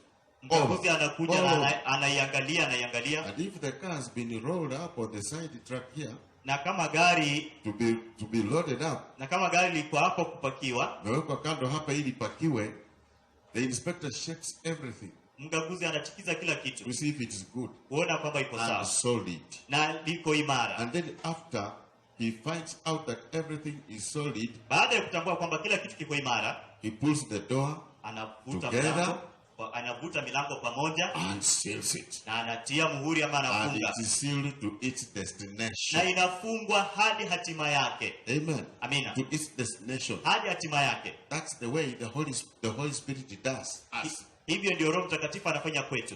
He's the inspector also. Yeye ni mkaguzi So he pia. comes around Anapokuja and shakes down a few things anatikiza mambo machache that is loose in the church, ambayo ni malegevu kanisani, loose in the individual. ambayo ni malegevu kwa mtu binafsi. Amen. Just a little reckless living, Maisha tu ya kutojali kuishi ovyo, the things that we ought not to do. ama ambayo hapaswi kuyafanya. You find that you people are joking a lot. Mnapata kwamba nyinyi watu mnafanya You mizaha are so mingi. much on WhatsApp Mko kwa WhatsApp sana, and sending one another filthy. mkitumiana Filthy jumbe pictures. chafu kabisa. And then you come here to kneel down, you want the Holy Na Ghost. unakuja hapa unapiga makoti kwamba unataka Roho Mtakatifu. When on your phone, Ili hali kwa simu yako, in your memory katika card, kumbukumbu yako, or maybe somewhere you have hidden your things. ama mahali fulani umeficha You mambo have yako. downloaded pictures of naked women, Umenasa video za wanawake wenye wako uchi, or pictures of naked men, ama video za wanaume ambao wako filthy uchi, videos, video chafu, cracking jokes. mkifanya mizaha. Amen. Amina. So nobody can access your Umeweka your password inbox or kwamba your mtu whatever. haezi fikia penye umeweka, Yeah, where your photographs and videos are. penye kuna picha zako na video zako. You have put there a what? A password. Umeweka pale Because password you know that's a dangerous kwa zone. sababu unajua hapo ni That's mahali for pa you hatari. alone. Hiyo ni yako peke yako. And then those things you watch when you are in bedroom alone. Na hiyo vitu unaviangalia wakati uko katika chumba chako cha kulala ukiwa peke yako, To amuse yourself. ili ujiweze kujifurahisha. You excite yourself by the filthy things. Unajisisimua na vitu And vichafu. then you come here, Na unakuja you hapa want God to baptize you with the Holy hapo Ghost. unataka Mungu akupatize Roho That's Mtakatifu. loose life. Hayo ni maisha The malegevu. Holy Ghost can't come there. Roho Mtakatifu hawezi kuja He pale. is holy Yeye ni and mtakatifu foremost.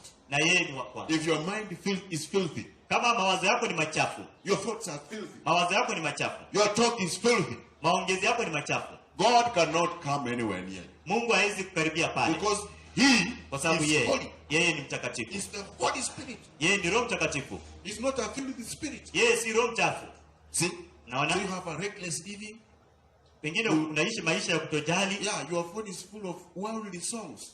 Simu yako imejaa nyimbo za ulimwengu. Some of them in the name of Christian music. Kwa jina la nyimbo za Kristo. You picked from various artists.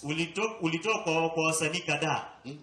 Filthy ones. Chafu kabisa. And you claim to be a Christian. Na unadai kuwa Mkristo. You claim to be baptized with the Holy Ghost. Unadai kuwa umebatizwa na Roho Mtakatifu. The singers themselves Waimbaji wenyewe are full of what we call manicure, lipstick, whatever the case may be. wamejaa na vipodozi kwa mdomo, kwa When you makucha. look at them, Kiangalia they are more terrible than the barmaid. ni wanatisha kuliko yule mwanamke anafanya kwa baa. Some of them women have trousers. Wengine wa hao wanawake waimbaji wamevalia longi. Yeah. Men who have wild hair. Wanaume ambao wako na nywele kama ya wazimu tu. Rastafarians. You are feasting from a Rastafarian spirit. Wewe unakula kwa roho wa I Rastafari. don't care which songs they have sung. Sijali wameimba wimbo upi. Look at the spirit that is Angalia ruling their roho life. ambaye ako nyuma ya hizo nyimbo. That's the spirit. Huyo ndio roho. God have mercy upon us. Mungu aturehemu. Let's come back to ourselves. Waje turejee. You mean you believers cannot sing songs Unamaanisha that kwamba are ninyi so wa anointed? amwezi imba nyimbo ambazo zimetiwa mafuta? Why did God give you a mouth? Kwa nini Mungu alikupatia kinywa? Why has he saved you? Kwa nini alikuokoa? He saved you to sing to him. Alikuokoa To kwamba serve uimbe him. nyimbo. He has given you holy songs. Amekupatia nyimbo Must takatifu. you go to the world there? Ni lazima uende kule People ulimwenguni. who have rejected the message Watu ambao wameukataa ujumbe just because they are singing some Christian song, a so-called Christian song, ni kwa sababu wanaimba tu nyimbo And you ambazo jump unaita on it. Kristo na wewe unarukia kwa you hizo, bring it into your house. unazileta kwa nyumba yako. What kind of spirit has sung that song? Wewe ujani ni roho yupi ambaye ameipa What hizo kind nyimbo? of spirit is that? Huyo ni roho mgani huyo? God have mercy upon Mungu us. aturehemu. So you see, Unaona? reckless living, Maisha ya kutojali. things that we ought not to do, Mambo ambayo hatupaswi kuyafanya. and the little things that is wrong with us. Na mambo machache ambayo ni makosa nasi. God comes around Mungu anakuja karibu and checks them. na anatikiza. Amen. First to see if you are solid on the word. Aone kwanza kama wewe uko imara kwa neno. See if you are eligible Anaona kama unafaa as a child, kama or a servant mwana of ama God mtumishi wa to Mungu carry on. kuendelea na kazi. After he finds out that everything is solid, Baada ya kutambua ya kwamba kila kitu kiko imara, then the door is closed sasa mlango and you are unafungwa sealed. na unatiwa But muhuri. if you have a little loose temper, Lakini kama uko na hasira kidogo, hasira hii ilegevu tu kila wakati unalipuka, God cannot seal that, Mungu hawezi tia muhuri hiyo, because kwa sababu you are proving wewe unathibitisha that you are not well packed. kwamba hutapakiwa vema. Your tongue is so loose, you talk anything, politics, Ulimi wako ni ulegevu, Can unaongea siasa nini, or you can gossip, ama unaweza you can sengenya, backbite, you can do anything, unaweza fanya chochote, you can abuse people. unaweza tusi watu. That kind of life Aina ya maisha hiyo cannot be sealed. haiwezi tiwa muhuri. Brother, sister, Ndugu dada, let's come to ourselves. waje tuturudie. How can you be at loggerheads with your neighbor? Unawezaje kuwa hauna amani na jirani yako, mnataka kupigana And you say you are filled with the Holy na Ghost, unasema kwamba umejazwa Roho even if you Mtakatifu, speak in tongues? hata ukinena kwenye dini? No, brother, Hapana ndugu, that is not a Christian life. hayo sio maisha ya Mkristo. That life is loose. Hayo maisha ni malegevu. God have mercy upon us. Mungu aturehemu. Amen. So we realize Sasa tunatambua the baptism of the Holy Ghost kwamba ubatizo wa Roho Mtakatifu is the seal of God.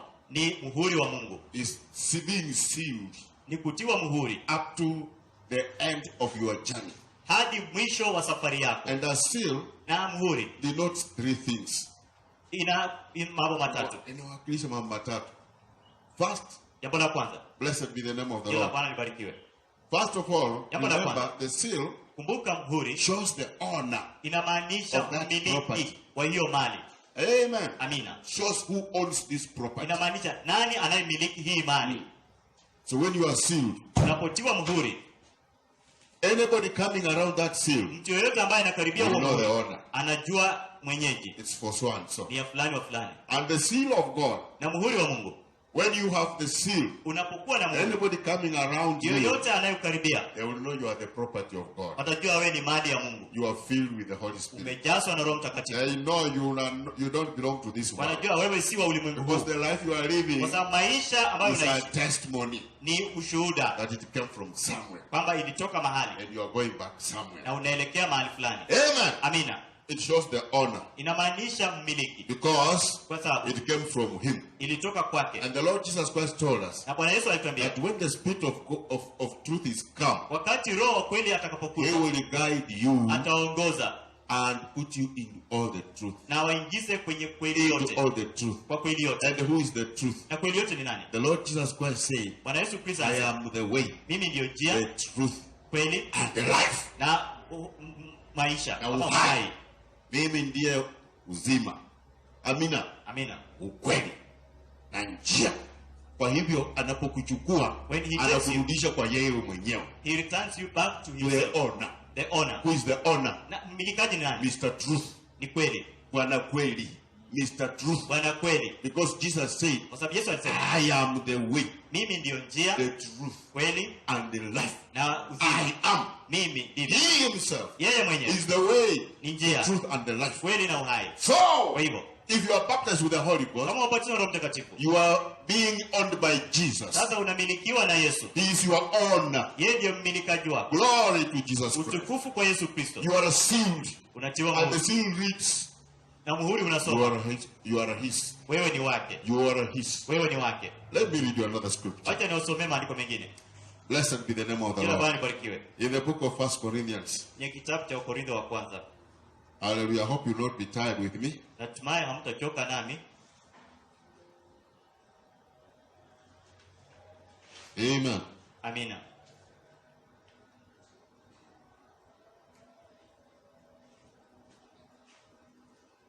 Wonderful. Ajabu.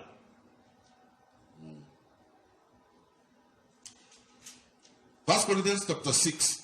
Wakorintho wa kwanza mlango wa 6. I want us to read from verse 19 to 20. Ningependa kusoma kuanzia mstari wa 19 kiendelea. Verses 19 to 20. Tokea mstari wa 19 hadi 20. Hallelujah. Praise the Lord Jesus. Now listen to this. Sikiza haya. What? Know ye not that your body is the temple of the Holy Ghost, which is in you, which ye have of God, and ye are not your own?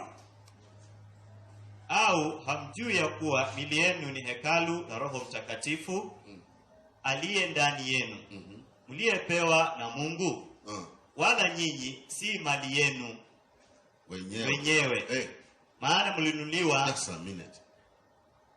And ye are not your own. Wala nyinyi Si mali yenu wenyewe. Hey, si mali yenu. Hii mwili wako sio mali yako. That body is not your It's property, not yours. not yours. Hey, so you are just taking care of somebody's property. Sasa wewe Hallelujah. unalinda tu mwili, Yes, mali ya mwenyewe, somebody's property. mali ya mtu. So when you get baptized with the Holy Wakati Ghost, unapata Roho Mtakatifu, you get the honor. unapata mmilikaji. He's the one who has now owned you now. Yeye sasa ndiye But if amekumiliki. you don't have the Holy Ghost, Kama una Roho you Mtakatifu, can belong to the devil wewe unaweza kuwa wa ibilisi, because you don't belong to God. kwa sababu wewe si wa Mungu. He has said himself Amesema yeye in mwenyewe the book of Romans, Katika chapter kitabu 8, verse 9. If you do not have the Spirit of Christ, kama una roho wa Kristo, then you are not his. sasa wewe si You wake, are none of his. wewe si mmoja wake. But if you have the Holy Ghost, Lakini kama uko na Roho Mtakatifu, chapter 6 of 1 Corinthians, mlango wa 6 kitabu cha Wakorintho it says, inasema, for ye are bought with a price. kwa kuwa mmenunuliwa kwa gharama. Are you getting me? Are you getting me? Napata hiyo? We are bought. We Tumenunuliwa. are bought. Tumenunuliwa. Sisi tumenunuliwa. We have been bought. Kama wewe hujanunuliwa, shauri yako. If you have been bought, it's upon you. Amen. Amina. Because the moment you are baptized with the Holy Ghost, Wakati tu the unapata Roho meaning of being Mtakatifu, baptized with the Holy wakati Ghost, unapata Roho Mtakatifu, the meaning of the baptism of the Holy Ghost maana ya kupata Roho Mtakatifu is to be purchased by Jesus ni Christ. kununuliwa na Yesu Kristo. You are now purchased. Sasa umenunuliwa. You are now bought. Sasa umenunuliwa. You are no longer your own self. Wewe hujimiliki tena. You are now owned by somebody else. Sasa unamilikiwa na mtu mwingine. Now let us just read it. Wacha tusome tu.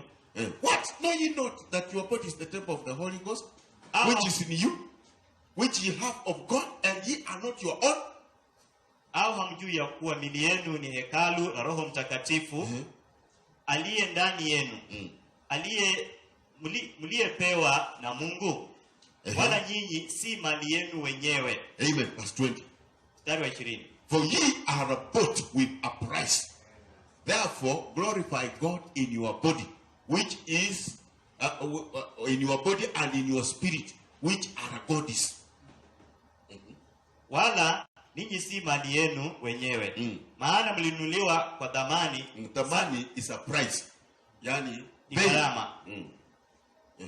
Sasa basi mtukuzeni Mungu katika mili yenu, in your body and in your spirit. katika mili yenu na katika roho yenu. Are we together? Je, tuko pamoja? Which are God's. Ambayo ni ya Mungu. Yes. Even your body and Hata your mwili wako spirit na roho wako belong to God. ni ya Mungu. Are we together? Tuko pamoja. So the Holy Spirit comes to tell you, Sasa Roho Mtakatifu anakuja kukwambia, you are now no longer yours. sasa wewe haujimiliki. You are now no longer a Kalenjin. Sasa wewe si Mkalenjin You are tena. now no longer a Luya. Sasa wewe si Mluya You tena. are now no longer a Kikuyu. Sasa wewe si Mkikuyu tena. You belong to Christ. Wewe ni wa Kristo. You are Christ's property. Wewe ni mali ya He has Kristo. purchased you. Amekununua. Isn't that wonderful? Yes, hiyo ni I ajabu. belong to God. Mimi ni wa Mungu. Even my fingers, Hata vidole vyangu they are God's property. ni mali ya Mungu. My spirit Roho is wangu God's property. ni mali ya Mungu. My hair Nywele is yangu God's property. ni mali ya Mungu. So I have to be careful Sasa inapaswa ni the mwangalie way I handle this God's property. jinsi ambavyo anachukulia hii Because mali ya I will Mungu. have to answer. Kwa sababu nitajibia. I will be held accountable. Nitaulizwa kujibu. Amen. Amina. He purchased you Alikununua by paying for it with his precious blood. kwa kulipia kwa damu By yake ya dying thamani. on the cross. Alilipia That's msalaba. one thing you must Hiyo remember, ni jambo moja ambalo unapaswa that the kukumbuka, seal signifies. kwamba muhuri unamaanisha, Amen. amina, That you are owned. kwamba wewe You unamilikiwa, belong to an honor. wewe ni wa mmiliki fulani. Amina. Amina. And your honor is Jesus. Na mmiliki wako ni He Yesu. is now Lord over your life. Sasa yeye ni Bwana juu ya maisha And the yako. prophet tells us, Nabii anatuambia Lordship is ownership. Bwana ni umilikaji. Yes. Ndio. So if you call him Lord, Kama unamwita you Bwana, are telling him, you unamwambia are my honor. wewe ni mmiliki You wangu. are my honor. Wewe ni mmiliki And wangu. if it's your honor, Kama yeye ni you mmiliki have wako, no right to do anything you want to do hauna haki ya kufanya chenye until unataka, he leads you to do it. isipokuwa akuongoze wewe You ufanye. have no right to go anywhere you want to go Hauna haki ya kwenda popote until unataka, he gives you permission to go. isipokuwa akupatie ilani ya And kwenda, it must be to his glory. na lazima iwe So kwa ajili ya if utukufu you are wake. still walking carelessly, Lakini kama bado unatembea tu bila you are kujali, walking the way you used to walk, unataka kutembea vile that's ulikuwa a good unatembea, sign you are telling us you hiyo are ni ishara not nzuri ya owned. kutambia kwamba You are not owned. bado You don't hujamilikiwa. belong to Jesus Wewe si wa Christ. Kristo tena, You belong to somebody else wewe ni wa mtu mwingine who is leading you the way you are going. haya na kuongoza But kwenye if you unaenda. belong to Jesus, Lakini kama wewe ni wa Yesu, you will obey him. utamtii, You will follow his instructions. utafuata maagizo You yake, will not go anywhere utaenda popote until it is the Holy Spirit leading you to do isipokuwa Roho it. Mtakatifu So akuongoze. kindly ask yourself, brother, Sasa sister, jiulize the ya things you are doing, mambo ambayo inafanya, the words you speak, maneno ambayo unaenena, who is behind that? nani ambayo yako nyuma yao? If they are not glorifying Jesus, Kama haya maneno hayamtukuzi Yesu, that's a sure sign hiyo ni you are hakikisho not owned by God. kwamba You hujamilikiwa belong na to Kristo. somebody else. Wewe ni wa mtu mwingine. God help us. Mungu atusaidie. My brother, sister, Ndugu yangu, dada let yangu, us be careful. waje Let tuangalie, us understand waje tuelewe that we are not, this is not our world. kwamba huu ulimwengu si wetu, It belongs to God. ni wa Mungu. We never created it ourselves. Hatukujiumba, It's God who created the world. hatukuumba ulimwengu, ni And Mungu he brought aliumba, us here to live for him. na alituleta hapa ili tumuishie. God help us. Mungu So atusaidie. if you are doing your own things, Kama unafanya mambo yako, remember kumbuka there is a time you'll have to be held to account. kuna wakati ambao utaulizwa ujibu. Why don't you come to Jesus now? Kwa nini usikuje kwa Yesu Render sasa? your life to him. Upeane And maisha kwake let him save you. na akuokoe. So the seal means lordship. Sasa muhuri Ownership. unamaanisha ubwana, umilikaji. Amina. Amina. The other thing the seal says Jambo lingine muhuri is unamaanisha security. ni usalama. You are secure. Uko salama. When you are given the baptism of the Holy Ghost, Unapopewa ubatizo wa Roho Mtakatifu, God is telling you Mungu you anakuambia are now secure. uko salama You sasa. can never be lost. Huwezi potea. Hallelujah. Amina. You are sealed up. Wewe umetiwa Nothing muhuri. can get to you Sasa hakuna chenye kinaweza kufikia because you are in his hands. kwa sababu uko mikononi mwake. And he tells you Na anakuambia nothing can pluck you from his hand. hakuna kitu kitakutoa katika mikono yako. And by the baptism of the Holy Na kwa Spirit, ubatizo wa Roho Mtakatifu we are baptized into that mystical body of the Lord. tumebatizwa ndani ya huo mwili wa Into siri, that body mwili ambao and huonekana, sealed in there na tumetiwa until muhuri, the day of our redemption. tumefungiwa hapo So ndani hadi nothing siku ya can ukombozi ever wetu. get to us. Hakuna kitu Oh, ambacho it's kitafikia. wonderful. Hiyo ni ajabu, It's precious. It's worthy. Why inafaa. don't you get the Holy Ghost? Kwa nini usipate Roho Mtakatifu? It is good to have the Holy Ghost. It's an assurance Ni that you hakikisho are safe evermore. kwamba uko It salama doesn't milele. matter whatever the devil will do. Haijalishi ibilisi atafanya nini. Whether coronavirus comes, Wacha virusi whether vya other corona, viruses come, whether atomic bomb comes, vilipuzi vya atomiki vikuje, whether anything happens, chochote whether kifanyike, the world turns upside down, ulimwengu ugeuke if you chini. have the Holy Ghost, Kama uko na Roho you are Mtakatifu, safe in Him. uko salama ndani yake. Blessed be the name of Jina the la Bwana Lord. libarikiwe. So even if people are planning to bomb the world, Hata kama watu I'm wanapanga, telling you, Nakwambia. the safest person is the Christian. mtu tu aliye salama ni Mkristo. Because sababu before it happens, kabla ifanyike you shall have been taken up. utakuwa ushachukuliwa. That's the assurance we have. Hiyo ndio hakikisho ambayo tuko nayo. God shall have taken us up in the Mungu rapture atakuwa tayari before he destroys this world. kabla kuharibu ulimwengu. So that's an assurance from God. Hiyo ni hakikisho kutoka When you kwa get the Holy Ghost, unapata Roho you Mtakatifu, are getting security. unapata You usalama, are getting an assurance. unapata usalama. Blessed be the name of the Jina la Lord. Bwana libarikiwe. I believe, brother, Naamini ndugu, I believe you got the Holy Ghost. naamini umepata Roho Mtakatifu. But if you haven't got it, Lakini kama bado hujapata, I will encourage you. nitakuhimiza Don't just sit there usikae tu pale and just waste your time. na umalize tu wakati Because wako. one of these days, Moja wapo ya siku you will regret. utajutia. There's coming a time Wakati unakuja that people will cry kwamba watu watalia and weep na walie because they wasted their time. kwa sababu waliopoteza wakati wao, Because they listened to philosophy. kwa sababu walisikiza falsafa, They thought that walidhania they kwamba were safe. walikuwa salama. You can't be safe Huwezi kuwa salama outside of Christ. nje ya Kristo. Amina. Amina. That's why the Bible tells us Ndio maana Biblia inatuambia all that don't have the Holy Ghost wote ambao hawana Roho Mtakatifu will perish. wataangamia. God help us. Mungu atusaidie. Amen. Amina. Blessed be the name of the Lord. You love Jesus Christ? Tunapenda Bwana Yesu. Amen. So it's good for you to come Ni beba and get the Holy Ghost. nampate Roho Mtakatifu. I want to read you something. The prophet says this. Ningependa kusomea kitu nabii anasema hapa.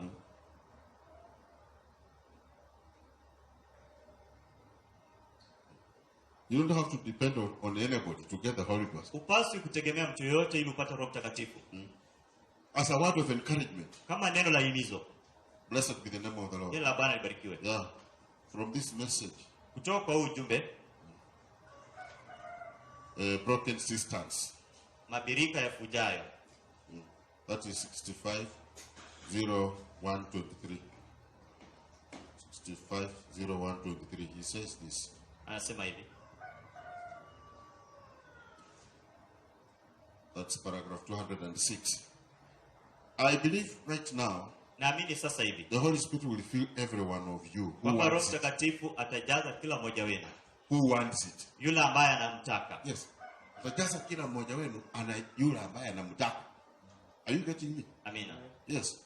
Now, don't think about the food out there Usiwazie chakula kule in the nje, cafeteria. kule kwenye hoteli. Let's think about this food here. Waje tuwazie kwa chakula chake hapa. This is the one. Hii ndio. This is life. Huu ndio uhai. See? Naona? This is life. Huu ndio uhai. Who ndio high? Now turn right around. Sasa keuga. He was trying to encourage Alikuwa anajaribu kutia the moyo. church. This Alikuwa was anajaribu kuhimiza kanisa. he was ending the sermon Alikuwa anamalizia and mahubiri. he was now encouraging the church. Sasa alikuwa anatia kanisa I know moyo. some of you brethren Najua baadhi yenu wapenzi, don't even lay hands on the brethren to receive the baptism of the hata Holy Ghost. mwekei wapenzi wengine kwa We have mikono had so kupokea Roho many Mtakatifu. philosophies, Tuko na a lot falsafa nyingi. of explanations Tuko na maelezo mengi of receiving the full word, kwa kupokea neno which kamili entitles you to the true baptism of the Holy Ghost. ambayo inakuhitimisha kupokea Roho But Mtakatifu. if that is the true baptism of the Holy Kama Ghost, hiyo ndio ubatizo wa kweli wa Roho why Mtakatifu, don't you lead the believers to get it? kwa nini amuongozi waaminio wapokee hiyo? This is what the prophet is saying. Hii ndio nabii And this is anatueleza. 1965. Na huu ni mwaka wa 65. Eh? Now turn right around, Sasa keuka each one of you, kila mmoja wenu and lay hands on each other. na mwekeaneni mikono. And they quotes the Bible. Na- And they laid hands up, and they laid hands, their hands upon them. Na kananukuu Biblia, waliekeana mikono. Oh. And I want you to pray for that person you have got your hand. Na nataka uombee huyo mtu ambaye umemwekea mkono. Now, don't think about going out. Sasa wewe usiwazie kwenda nje. Don't think about nothing else. Usiwazie kingine kile. Just think right now, Wewe wazia tu the sasa Holy Spirit is here kwamba Roho Mtakatifu to ako fill hapa. each individual. Jaza kila mtu binafsi. Kwamba Roho Mtakatifu yuko hapa kujaza kila mtu. Are we together? Amina. That's what the prophet is telling us. Hiyo ndio nabii anatuambia. Now, he's not saying the full word. Asemi neno kamilifu. Receive the full word. Kwamba pokea neno He's kamilifu. telling you receive the Holy Ghost. Anakuambia pokea Roho Mtakatifu. Now, to fill each individual. Kujaza kila mtu. Open up your heart. Ngua moyo wako. Dump all the cistern water out. Mwaka haya maji ya birika yote nje. Hey, come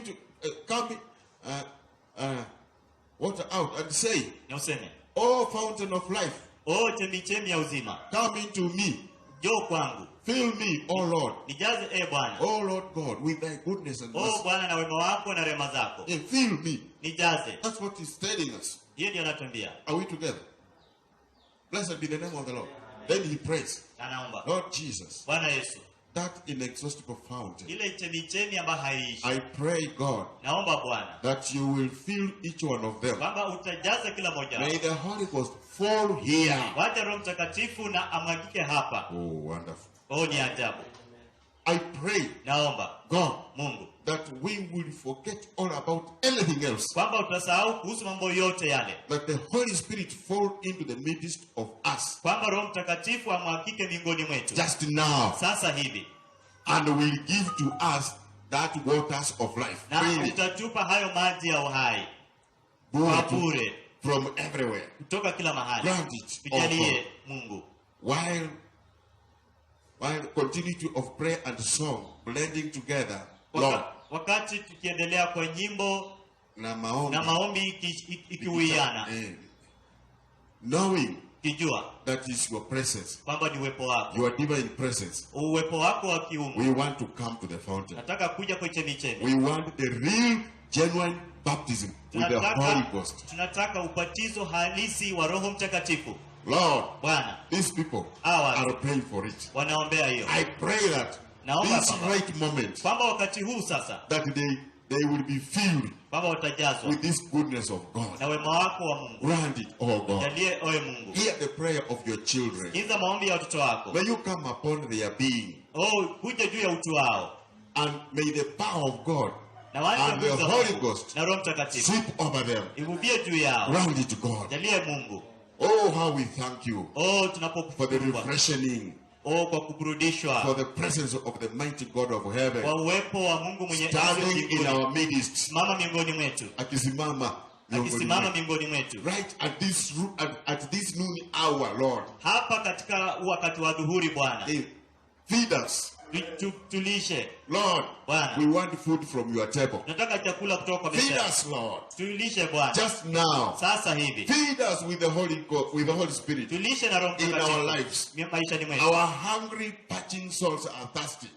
Mioyo yetu ya njaa iko na kiu. As you said in the interpretation of the song. Uliposema katika tafsiri ya wimbo. It will pour forth water upon parched ground. Kwamba utamwaga maji kwa ule nchi iliyokavu. Let it happen, Lord. Acha ifanyike, Let thy word be manifested in the hearts of thy children. Mioyoni mwa watoto wako. Waters upon dry, parched ground. Nyunyuzia maji juu ya ardhi iliyokauka. Eternal God, Mungu wa milele, hear the prayer of your servants. Sikiza maombi ya watumishi wako. And give unto us that blessing. Na utujalie zile baraka. Amen. Amina. Now listen. Sikiza. Oh, how I love Jesus. jinsi nampenda Yesu. Just keep praising him now. Endelea tu kumsifu sasa. Find out. Tambua. The Holy Spirit is here. Roho Mtakatifu yuko hapa. Unasikia? The Holy Spirit is here. Roho Mtakatifu yuko hapa. If you don't receive it, kama umpokei, it is your fault. Ni makosa yako. Are you getting me? Unapata? Blessed be the name of the Lord. Kila bari barikiwe. Now don't say. Sasa useme. The prophet never taught that. Kwamba nabii hakuifunza hilo. That's what he taught. Hiyo ndiyo alifunza. Now you can see where it is. Sasa unaweza ona penye iko. Blessed be the name of the Lord. Kila bari barikiwe. Yeah, we can't say. Hatuwezi sema. That the Holy Spirit ended with Brother Branham. Kwamba Roho Mtakatifu alimalizika na. He's still here with us. Bado yuko hapa nasi. We can't say. Hatuwezi sema. That the prophet kwamba nabii changed the baptism of the Holy Spirit alibatizwa ubatizo wa Roho Mtakatifu after the revelation of the seals. Baada ya kufunuliwa kwa mihuri. This is after the revelation of the seals. Hii ni baada ya kufunuliwa kwa mihuri. So he's still the same. Sasa bado ni yule. And the prophet says, na nabii anasema, it has never changed. Hajawahi badilika. And it will never change. Na haitawahi badilika. Amen. Amina. Let me read you another one. Wacha niwasomee nuku nyingine.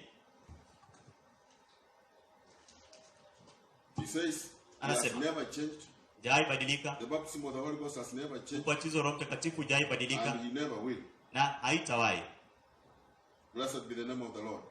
Amen. Yeah. Forgive me for I didn't put it down here. Sameni siku lakini I'm going to get it. Inaenda kupata. As we come to cross. Oh, blessed be the name of the Lord. Amen.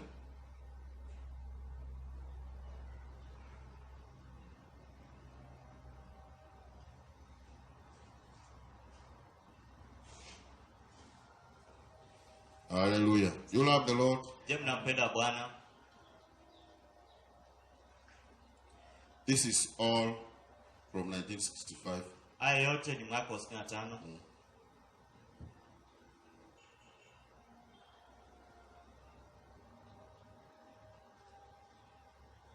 Now, the question number, Ni kadhaa. just want to get the very one Ningependa kupata ile yenyewe and read you. nisomee.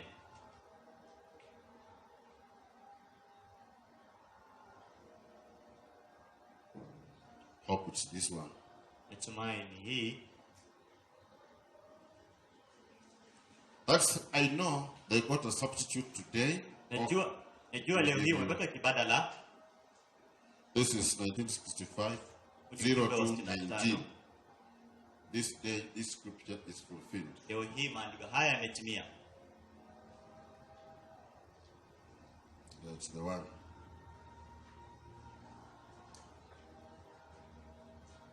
Wonderful. God bless you, brother. That's, I know they got a substitute today Ya kwamba najua umepata kibadala leo hii of being born again. ya kuzaliwa mara ya pili. Just shake hands with the preacher Kusalimiana tu na mhubiri and put your name on the book. na unaweka jina kwa kitabu. But friends, Lakini marafiki, that is a dogma. hiyo ni mafundisho ya mwanadamu. It is not a Bible truth. Huo si ukweli wa Biblia. If it will be, Kama itakuwa, then the book of Acts in the second chapter will have to read like this. sasa kitabu cha Matendo ya Mitume kingesoma hii. Kama hii ni kweli, basi kitabu cha Matendo ya Mitume kingesomeka hivi. When the day of Pentecost was fully come, Wakati siku ya Pentekoste ilikuwa imetimia, the pastor walked out mchungaji alitoka nje and shook hands with the people. na akasalamiana na watu. Does it read like that? Inasoma hivyo? No. Hapana. But it says like this. Lakini nasema hivi. When the day of Pentecost had fully come, Wakati siku ya Pentekoste ilikuwa imetimia at the inauguration of the church, na kuanzishwa kwa kanisa, wakati ule wa kuanzishwa kwa kanisa, there came a sound from heaven kukaja sauti kutoka mbinguni like a rushing mighty wind, kama upepo uvumao kwa kasi, and it filled all the house na ikajaza nyumba yote where they were sitting. ambapo walikuwa wamekaa. That is how the Holy Spirit came the first time. Hivyo ndivyo Roho Mtakatifu alikuja mara ya That's kwanza, how it came every na time hivyo ndivyo anakuja kila since that wakati time. tangu wakati huo. Listen to that statement. Kiza hayo maneno. That is how the Holy Spirit came the first time. Hivyo ndio Roho Mtakatifu alikuja mara ya kwanza. That is how it has come every time Hivyo since ndivyo that amekuja time. kila wakati tangu wakati huo. Meaning even today, Inamaanisha hata leo it hii comes like that. anakuja hivyo. He is God. Yeye ni Mungu. God. He is God and changes not. Yeye ni Mungu na habadiliki. Now it stumbles people. Sasa yeye inakwaza watu. They say Wanasema that was for another day. hiyo ilikuwa ni siku nyingine. Well, he is the same yesterday, today, and forever. Vema, ni yule jana, leo hata milele. Every time Kila wakati the church ever received the Holy Ghost, kanisa liwahi pokea Roho Mtakatifu. wakati wote ambapo kanisa limewahi kupokea Roho Mtakatifu, are we together? It has always come like he did the first time. Daima amekuja tu hivyo alivyokuja wakati wa kwanza. Listen to that. Kiza hiyo. Under the same prescription. Chini ya maelezo yale yale. Acts 2:38. Matendo ya Mitume 2:38. Never has changed. Haijawahi badilika. Never will change. Na haitawahi badilika. Like a doctor's prescription. Kama vile daktari anapotoa maelezo Maandishi ya daktari kwa ajili ya ugonjwa, for a disease. kwa ugonjwa. He will write out a prescription for a disease. Ataandika maelezo kuhusu ugonjwa. The doctor does. Daktari anafanya hivyo. And takes it to some quack drugs. Na anapeleka kwa yule mtu ambaye hajajifunza madawa. And he puts too much of the antidote in it. Na anaongeza dawa zingine. Sumu ndani. It is so weak, it won't do you any good. Itakuwa dhaifu, haitakusaidia kwa chochote. If he puts too much of the poison in it, akiongeza sumu nyingi pale, it will kill you. Itakuua. So it has got to be wrote just according to the doctor. Inapaswa kuandikwa tu jinsi ilivyoandikwa na daktari. Amina. Amina. And the doctor's prescription on how to receive the Holy Ghost, Na maelezo ya daktari kuhusu jinsi ya kupokea Roho Mtakatifu given to us by Dr. Simon Peter ambayo ilipeanwa kwetu na daktari on the day of kwa hiyo Pentecost, siku ya Pentekoste. I'll give you a prescription. Nitakupatia maelezo. Repent, Tubu every one of you, kila mmoja wenu and be baptized in the name of Jesus Christ na mbatizo kwa jina la Yesu for the Kristo remission of sins, ondoleo la dhambi and zenu, you shall receive the gift of the Holy Ghost. na mtapokea kipawa cha Roho For Mtakatifu. the prescription is to them that is far off, Maelezo ni kwa wale ambao wako mbali and even as many as the Lord our God shall call. na hata wengi ambao Bwana Mungu atawaita. The eternal prescription. Maelezo ya milele. Moses, oh, God help us. Are we together? Kwa pamoja. Blessed be the name of the Lord. Jina la Bwana I libarikiwe. hope it's the same with me here.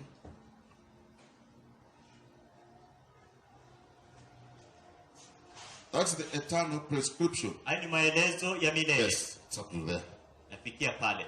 Brethren, God bless you so much. Wapenzi, Mungu awabariki sana. You love the Lord? Nampenda Bwana? Yes. Ndio.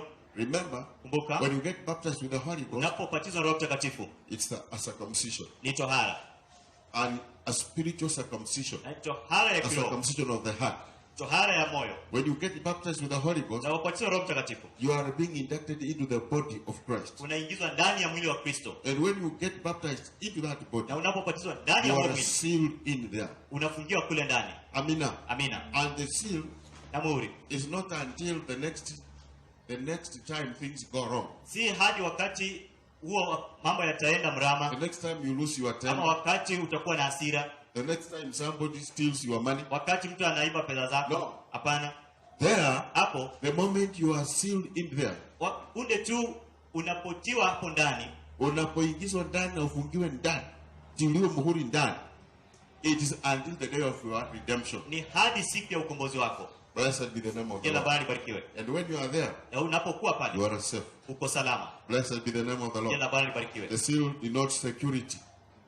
Huo Yes. muhuri unamaanisha usalama. It shows you are safe. Inamaanisha uko salama. It doesn't matter what happens in the world. Haijalishi nini itafanyika katika Whether ulimwengu. wars break out, Vita viinuke, whether diseases come, magonjwa yakuje, whether thieves come, wezi waje, whether Al-Shabaab rages. uwe na Al-Shabaab Brother, sister, ndugu dada. you don't need to tremble.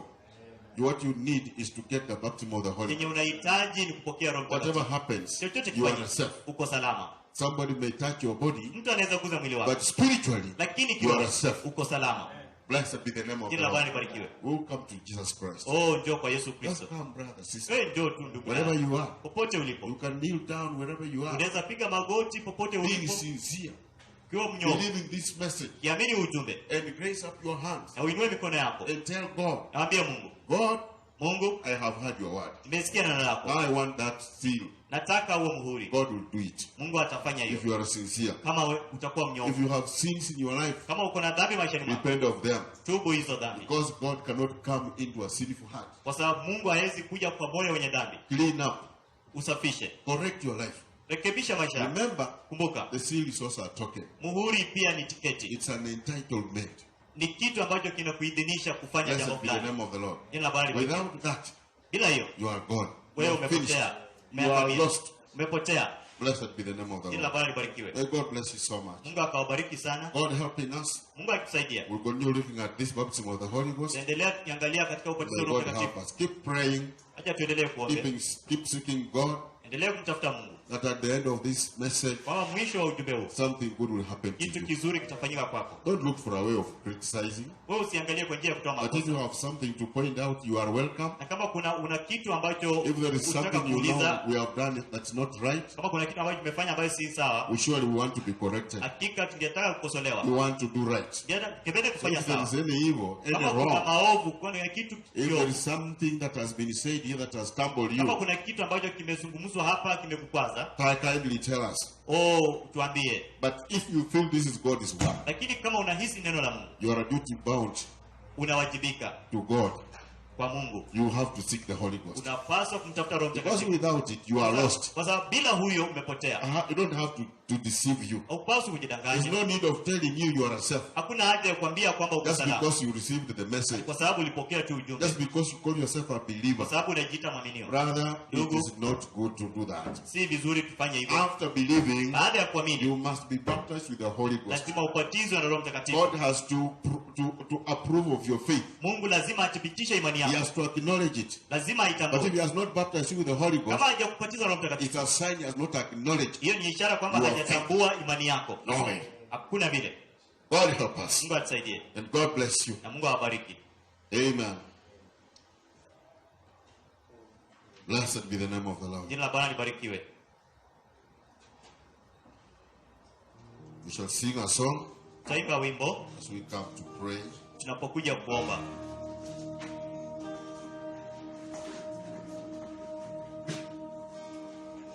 (192) Honey in the Rock. Oh, my brother, do you know the Savior who is wondrous, kind, and true? Is the rock of your salvation. There is honey in the rock for you. Oh, there is honey in the rock, my brother. Amen. There is honey in the rock for you. All leave your sins for the blood to cover. Amen. There is honey in the rock for you. Who have you tasted that the Lord is gracious? Amen. Do you walk in the way that is new? Who have you drunk from the living fountain? Amen. There is honey in the rock for you. Amen. For there is honey in the rock, my brother, my sister. There is honey in the rock for you. All leave your sins for the blood to cover. Amen. There is honey in the rock for you. Oh, do you pray unto God the Father? Oh yes, what will thou have me to do? Never fear, he will surely answer. Oh, there is honey in the rock for you. Amen. There is honey in the rock, my brother, my sister. There is honey in the rock for you. Oh, leave your sins blood to cover. Oh, there is honey in the rock for my brother. Amen. There is honey in the rock for you. Amen. There is honey in the rock, my brother, my sister. There is honey in the rock for you. Leave your sins for the blood to cover. Oh, there is honey in the rock for you. Amen. Amen. Oh, praise the Lord Jesus Oh, Christ. sifa kwa Bwana wetu Yesu Kristo. Pray. Taomba. God our Savior, we come before you, thanking you, Lord Jesus Christ, giving you honor, glory, and praise. Truly there is honey in the rock. It is sweet, Lord Jesus. This good word of God, the revealed word of the hour, is the honey we are surviving on. We thank you, Lord. We bless your great and mighty name. Be pleased, loving Jehovah, all to receive praise. My Father, as we just had this occasion on the air, Lord my God, we know we are not eloquent. We don't know how to speak well, Lord Jesus, but we are praying that the great Holy Spirit, who knows the mind of God, will take these few broken words and put them together to make a meaningful message to your flock wherever they are. And bless them, Lord. Keep them strong and zealous. Oh, Father, we may not be able to reach them, Lord, physically, but you are able to fill them. You are able to reach them. You are able to minister to them. You are able to baptize them with the Holy Spirit. Father, remember them. Strengthen them, Lord. Equip them to live for you and to serve you and to do your will. We realize, Lord, time is no more. Anytime you may take your church home. Before you do so, Lord, Father, maybe there is a little flock of yours, a little lamb somewhere, Lord, that is just stumbling into the message now. May they come to you, Lord. May they follow this message and receive you, Lord, and be baptized with the great Holy Spirit to live for you and to serve you. We commit them in your hands. If they are sick, Lord, oh, may your grace engulf them. May your healing mercies be upon them, Lord, and may they be delivered in the name of our Lord Jesus. We command the enemy to leave them, and may they be delivered. May they rise up from their beds. May they rise up from wherever they are, from whatever condition they are in, Lord. We send the Holy Spirit in the name of our Lord Jesus to engulf them, Lord, and deliver them, Lord, and heal them, Lord, to live for you and to serve you. We believe you have done it. Heal our sister Leah Langat. God, give her perfect health and strength. Heal her husband, our brother Benjamin Langat.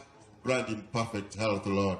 Them that, Lord, my Father, are ailing, whose names we have not known, we pray that you will grant them grace and the perfect healing, that they will, Lord, even be able to stand and testify that the Lord met them at the hour of need and delivered them, Lord. Grant it, dear Father.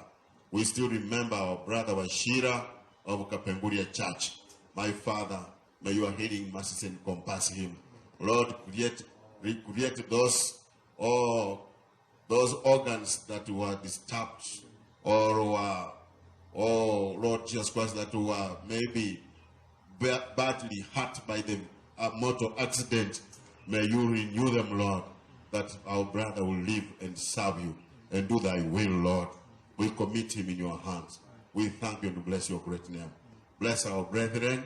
Bless the church of God. Bless our brothers and sisters wherever they are. Bless the ministers of God, them that are also standing in the gap to minister to your flock, my God, using various means, some maybe on air, others maybe, oh my Father, on TV. God, we pray that you will help them. Oh my Father, grant them grace, grant them victory. May your flock be well nourished, Lord Jesus Christ, even in these difficult times, that they will be fed well, be made, oh my Father, to live for you and to serve you. We are committing all to you. We bless you, Lord, and worship you. There are those that are lacking the basic daily needs, Lord. We pray that you remember them, Lord. Grant it, dear fathers, we commit all things unto you. Give peace to houses that don't have peace. Give comfort to them, Lord. Establish them, Lord. Instead of home, oh, grant them grace. Oh, revive your church. Bless it, dear Father, that we may live a life that is fulfilling, a life that is Christ-centered. We thank you, Lord, and bless your great name.